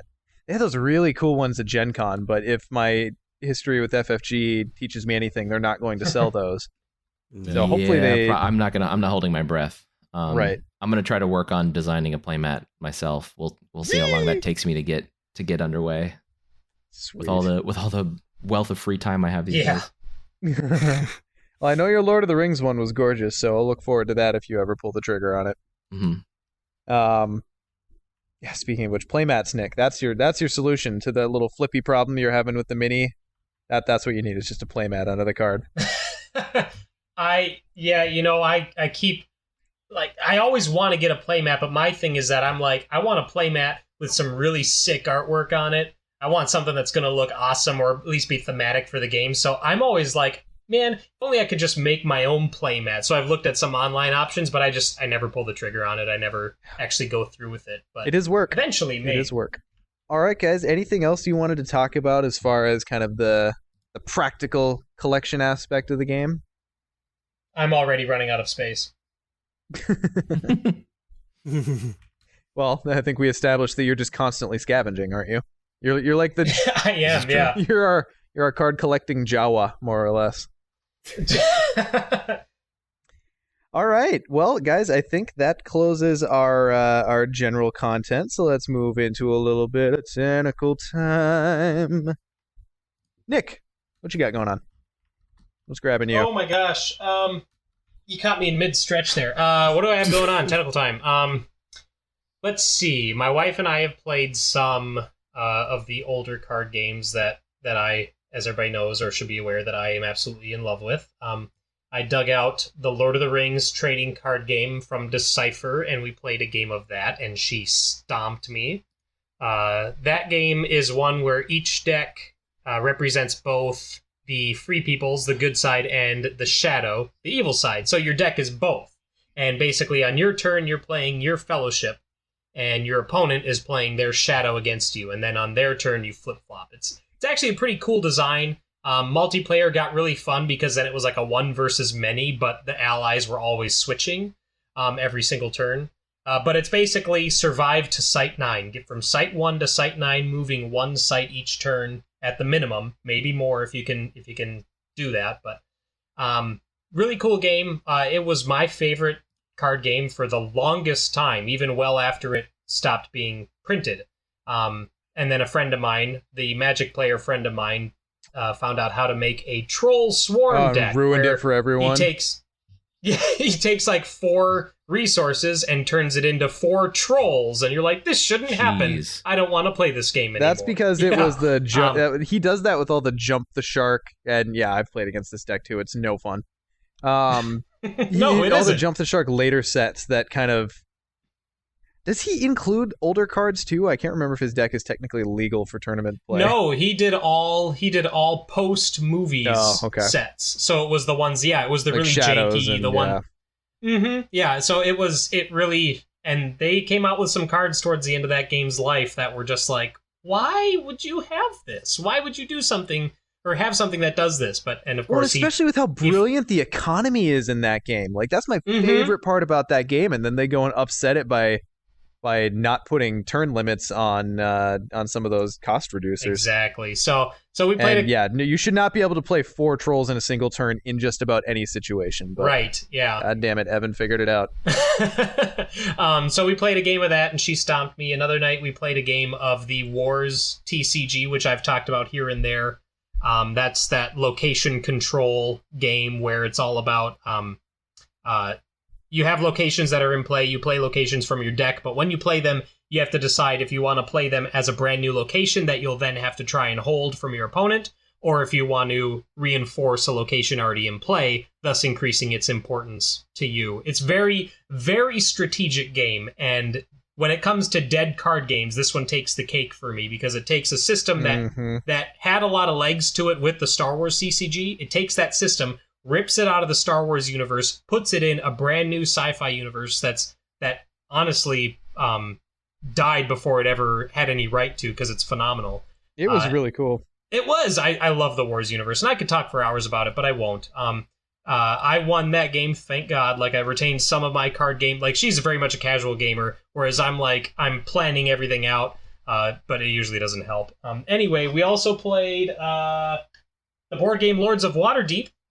Nice. Which is a lot of fun. Oh, it's so good. I bought it on a whim and ended up loving it, and she loves it, and everyone I played with has really enjoyed it. That's just your kind of a Euro worker placement game where it's all about racking up as many victory points by the end of the 8th round. So that was fun. I like that game because also it can introduce. It's a good one for the non-gamery crowd to get into as well. They all seem definitely. To like it. Yep. I know a lot of people consider Settlers of Catan to kind of be the gateway game. I actually don't care for I don't care for Settlers very much. This is very much a good replacement for Settlers as a solid gateway game that has a good amount of theme built into it, but not so much that it overwhelms someone. And same thing with mechanics too. Yeah. Other than that, I have been working on editing and revising a couple of older books of mine. Came out in the last 2 years. And then also continuing with that series. So I've been working on tomes. Yeah, exactly. There's my seeker side coming out. So I republished a book called Astral Tides. It's about space pirates. And then I'm working on republishing the sequel to that book, which is called The Huntmaster.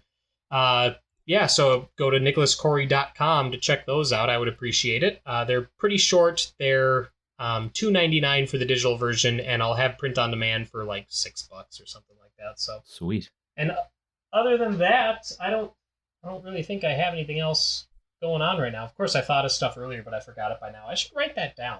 Oh, that's how that works.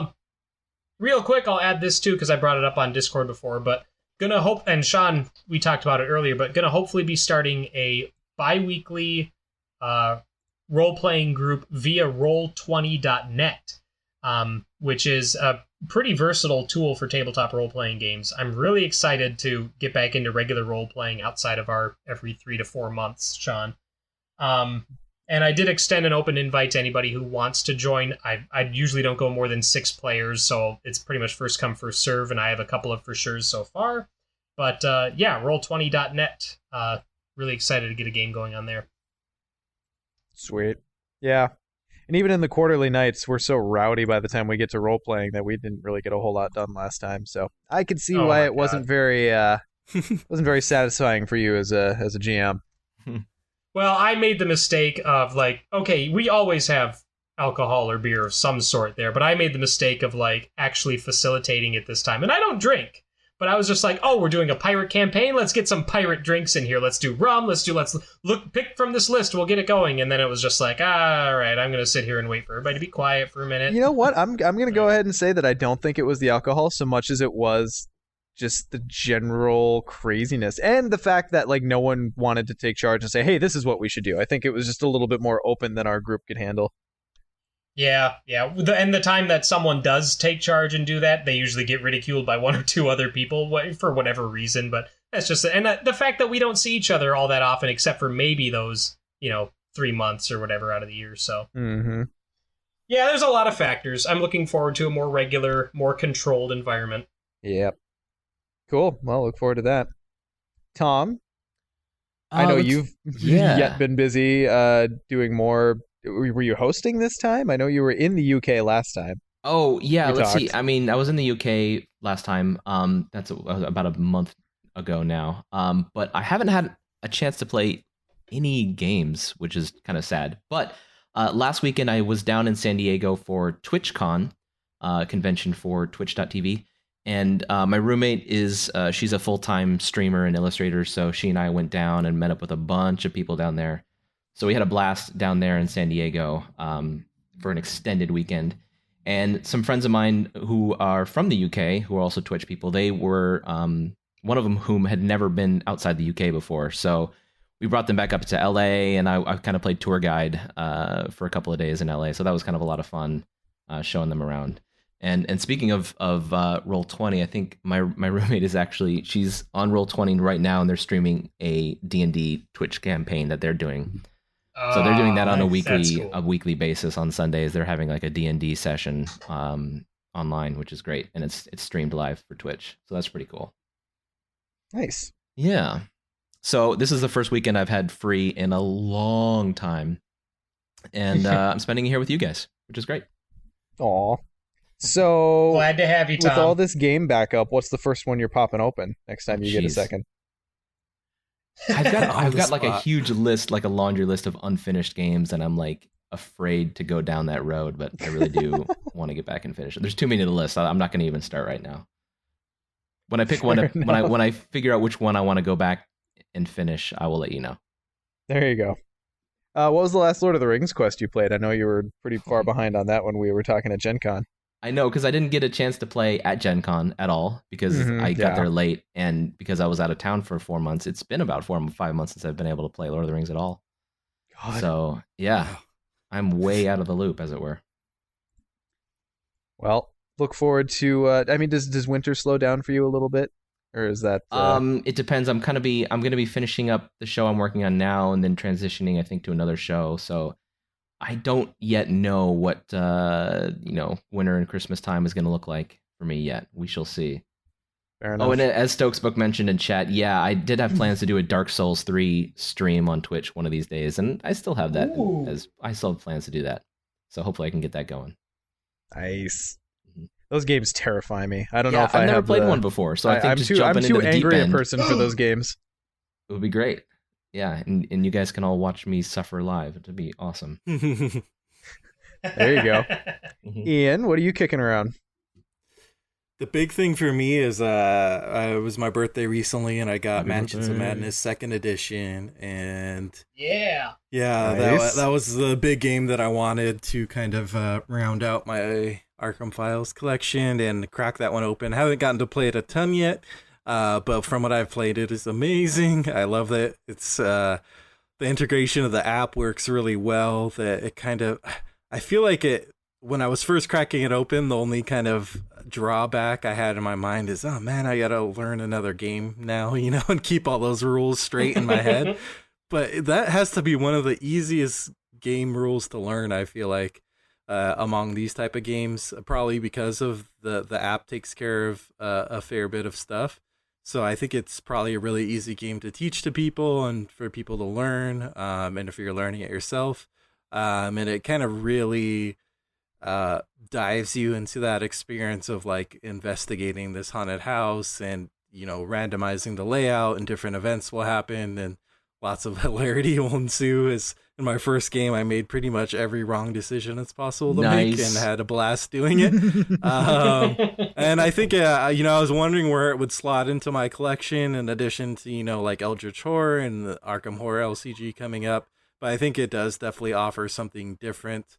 I want to say it's a little lighter, and not in a bad way, but in the sense that you can pull it out, play through it. The app is going to take care of like a lot of the layout and rule stuff for you, and you can just kind of experience it. And I like that as kind of like the quote unquote experience game. And I think it slots into my collection in that place. Yeah, I went ahead and even Yeah, just I actually had purchased the chance to play the it 2 myself expansion recently. boxes that they have on offer, but I've yet to play the game itself. So I kind of just went in full force, and I'm excited to get it to the table. Yeah, I doubt you'll regret it once you get it there. I played it myself recently with my friend Brian, and he introduced me to his friend Justin. So props to those guys for getting me out of the house and actually playing something that's not a card game, because that's hard to do. And yeah, it was real fun. Very, very narrative. The app was very polished, very slick. I played Ashcan Pete, who I think after Diana might be my second favorite investigator. Just because he's got Duke and I'm forever a dog person. And he was pretty good. And it was, God, I don't know. And yeah, I think I agree that it's lighter, but that's not to say that there's not some depth to it. So I think it really hits a good sweet spot. Yeah, I really like Rita in that game, so I hope we see her in Arkham LCG. So in Mansions of Madness, her ability is basically to move faster because she's like a runner, basically, with a cool backstory. So yeah, hoping to see her in the LCG. The only other thing I had going on was not really playing a game, but I try to avoid Kickstarter because I will inevitably find something I want to kickstart. That's So I the should same just rabbit hole block that you can fall in on Etsy. Yeah, exactly. So I should block it for myself. But I did find this really cool game that recently wrapped up. So I'm not sure if they're gonna have late pledges or whatnot, but I'll mention it anyway, which is called Vengeance. And the reason I liked it is because the theme is basically like if you think about any revenge movie where the main character gets, messed up or almost killed and they go back for revenge, like, a Kill Bill, for example. It's basically that theme where it has an interesting mechanic where you play certain cards on yourself that deals damage and like could break your hand or your shoulder or whatever, or drive you crazy. And that's basically reflecting the bad guys, doing all this damage to you at the beginning. And then the rest of the game, you're basically hunting them down, and using kind of an interesting dice roll mechanic to just like chain together different moves to kill different people in their hideouts, and then eventually get to the big bosses who wronged you. So sounds like a really cool game, and it was different enough. I haven't seen any other game really that hits that theme that it was worth backing for me. That does seem really awesome a theme. I love Kill Bill, so Yeah, it actually made me pull out Kill Bill and watch it for, I don't know what time this is, but it's a lot. So, well, you made a Pai Mei reference to me in Discord about 2 weeks ago, so I'm gonna guess that that's about when it was. Yeah, it was probably around that time. Yeah. Awesome. Well, that segues pretty well into me or my tentacle time. I played Mansions. That was really fun. I think the only other thing I wanted to mention, oddly enough, tentacle times for non-Lovecraft things. Both things I'm going to mention are Lovecraft related. I've been catching up on some of the staples of the Lovecraft mythos. I have on my Kindle the kind of the complete works, which is public domain, so it's super free and really awesome. But what I've been doing since often I read either early in the morning on my commute before I've had my coffee, so my brain's functioning at maybe 50%, or before I go to bed, and again, my brain's maybe functioning at 50% in those cases. So what I've been doing is I've actually been turning on, there's quite a few cool audiobooks on YouTube, or audio read-throughs on YouTube, of these stories. So I did it for I did it for Mountains of Madness, I did it for Dreams in the Witch House. I missed doing it on Dunwich Horror, which now I regret. I might go back and do that. But there's there's a specific dude, and his name is Conrad something. But someone has captured these recordings from, it sounded like cassette tapes. So awesome. What ends up happening is you've got kind of this funny unfiltered white noise from the cassette tape, and then just the style of this dude's voice just feels so perfect for the theme. Like, I can't even describe why, but it totally does. And the fact that you kind of get this kind of muddy distortion along with this dude's voice, it just, oh my god, it sucks me into the theme so hard. So what I've been doing is listening to these audiobooks while reading at the same time, kind of like adult book on tape, so I don't miss anything. It's just missing the fun little chime noise when I need to turn the page. But I've been really enjoying those. So if there's anyone out there who's been interested in kind of catching up on those, but maybe doesn't have the time to read, even though they are pretty short, I would have maybe a little bit more bandwidth for an audiobook or even a video, if you want to call it that. They're out there on YouTube, and they are really good. I think the channel that's hosting this series that I'm talking about is like literature for... Yeah, I'm going to have to look at it, but really enjoying it. Highly recommended for anyone who's kind of in that same boat of trying to catch up on the staples. All right, well that wraps it up for me, guys. Anything? Oh, what? You don't want to talk about competitive Overwatch? Oh man. Well, I mean, I suppose we could. I don't want to talk about Overwatch every You time. started playing, technical Sean? time. I've been playing Overwatch for a while, man. I'm Didn't know level this. 113. No, competitive. Oh my god. Oh yeah, well, competitive we started not too long ago. We had a really good streak of wins, and then God, was it last night or Friday night that we just had? Yeah. I've been playing with Nick quite frequently because we're on the PS4 team. Oh, No, I know. Yeah, I know, Tom. You're. I see the argument for playing a first-person shooter on a PC, but I reject that sound It's argument. the only and argument you instead need. I want to play it on my couch. So Nick and I have been playing a little bit. I placed in gold, which is pretty good. It's not terrible. It's. I mean, that's kind of like the C grade of the placement matches, right? So Nick and I got to playing. We had a really good streak of winning, and I got into diamond, which was cool. I didn't think I'd get there, and then Friday night we had like 4 or 5 matches in a row where we just got trounced. Yeah. And I don't know. I don't deal with that kind of anger very well. Nick, props to you for not just leaving the voice channel, because God, I was just a flurry Sean, of I'm used to it profanity. from you. The salt was real. Oh God, I don't know. It's something about failing because of circumstances you can't control. Which, I mean, let's be yeah. real. That's like what 90% of what failure is. But for some reason, I just get really frustrated at that crap. So when like I feel like I have a good shot lined up, and then the dude I didn't see from my side just takes me out with a headshot. Or like I'll see the kill cam. So after you die, it shows a quick replay of how you die. I disabled that shit. I'm like, And I'll nope, be like, don't all want to see right, it. yeah, I probably should, because it just feeds this rage all the worse. I'll be like watching this dude's point of view. He's shooting arrows from a high point, not even seeing me. I'm not in his frame of view. He doesn't care. And then I walk into the headshot that killed me, and it's like, oh my God, how does that never happen to me? Like, I never luck into kills, it feels like, but I don't know.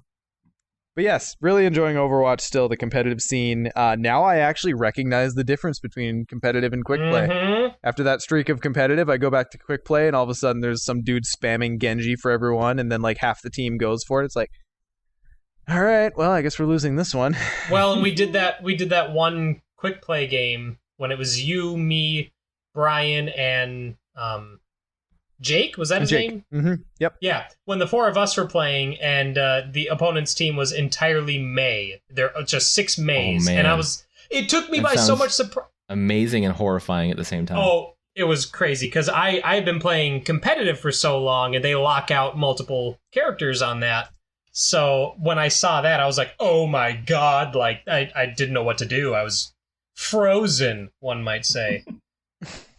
Don't laugh at that. That's bad. Don't laugh at that. That game was infuriating, though. I think Yes, that might have been what set off my temper for the rest of the night. Yeah, and well, in the night that we had our losing streak, Sean, part of it was because I had jumped on at like 9 o'clock, and you weren't on yet. So I played competitive. Next thing I know, it's like 11:30, and you get on. I'm like, well, frick, now I have to play. So then I played a couple matches that were not good. I was playing terrible by that point. I was just burnt out. So, but I will say that you can notice the difference between skill from gold to diamond like crazy. Oh my gosh, I haven't dipped my toe into the competitive scene yet. I just play quick play. It's the only way. Like when on the off season, it's like don't even play Overwatch. Like I don't do quick play just because it can get so frustrating with Okay. team composition. Yeah. Yeah. I don't know. Either way, I am really enjoying the game. It's captured my interest far more than I thought it would for the fact that the content is, I mean, pretty much finite. They're adding little bits and characters and a map here and there, but it's as far as content goes, it's a pretty small game. But God, it's so meaty, so fun. Anyway, this is turning into an Overwatch podcast. So, which I'm not opposed to. That's my spin-off podcast, is the Dead Card Games and Overwatch show. Man. I'd subscribe to that. So, obviously, look forward to our next episode. We're going to be talking about our experiences at Arkham Nights, talking about the game, hopefully talking about some deck building theory. We'll be talking about Arkham Knights. Well, yeah, that too. Well, and obviously, if you're going to Arkham Nights, definitely come join our Discord server. We have an Arkham Nights channel set up specifically for sharing, coordinating, checking, hey, you guys want to meet up here or there, blah, blah, blah. We got one who needs a game, you find a group, that sort of thing. Definitely come out there. We'll also, I'm sure everyone who's there will be posting pictures and comments and play experiences into the Discord channel. So even if you're not there and you want to live vicariously or be abandoned and alone like Ian, you can come on into the Discord chat. Hey, he made the joke. Why am I the asshole? Yeah, and then like I said, I think next episode we want to talk a little bit about general deck building theory and then apply as much of this game as we've learned so far, and obviously revisit that as we go through. So look forward to that. Ian, anything to plug or say on your way out? Not really. I guess I'll just be making my staying at home instead of Arkham Nights playlist, which will include All by Myself. I'm so tired of being alone in my room. Feel free to contribute to my playlist, all of you in Discord, and I'll see you there as we cry into our beers. Aww. Well, hopefully they increase capacity next year so we can get more peeps coming. That would be awesome. Tom, you? I'm good, man. I'm ready to. Hopefully, I can get this episode out and to the masses in the next day or two, so that people can actually listen to it before Arkham Nights. So that's my goal coming up. Wow, awesome! You got your work cut out for you. Yeah, considering we're approaching the 3-hour mark. Oh God, let's wrap it. All right, Nick, anything from you? Not really. Just check out my website, nicholascorey.com. That's Corey with Kory. To see everything that I'm working on and what I got coming up as far as other podcasts and stuff like that. That's all I got. Sweet. All right. Well, thanks everyone for listening. Preemptive thanks for everyone who's coming to Arkham Nights, because it's going to be awesome. Can't wait to meet you and talk about it and play lots of games.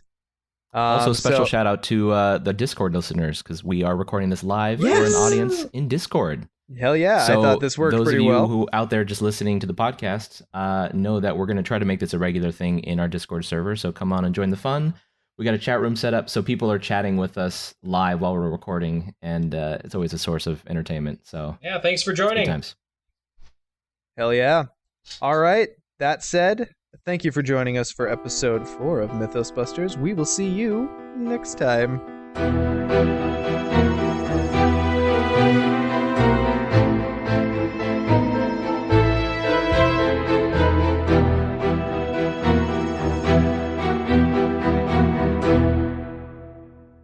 All right. Well, now that we're let's go, really pushing it here. Okay, here we go. Take 2. Oh, now my wife's opening a jar of pickles in the background. Jesus! Pickles? Just start! What? They're State Fair pickles. They're totally worth it. To be fair, this is a better interruption of the podcast than Brian could ever hope to achieve.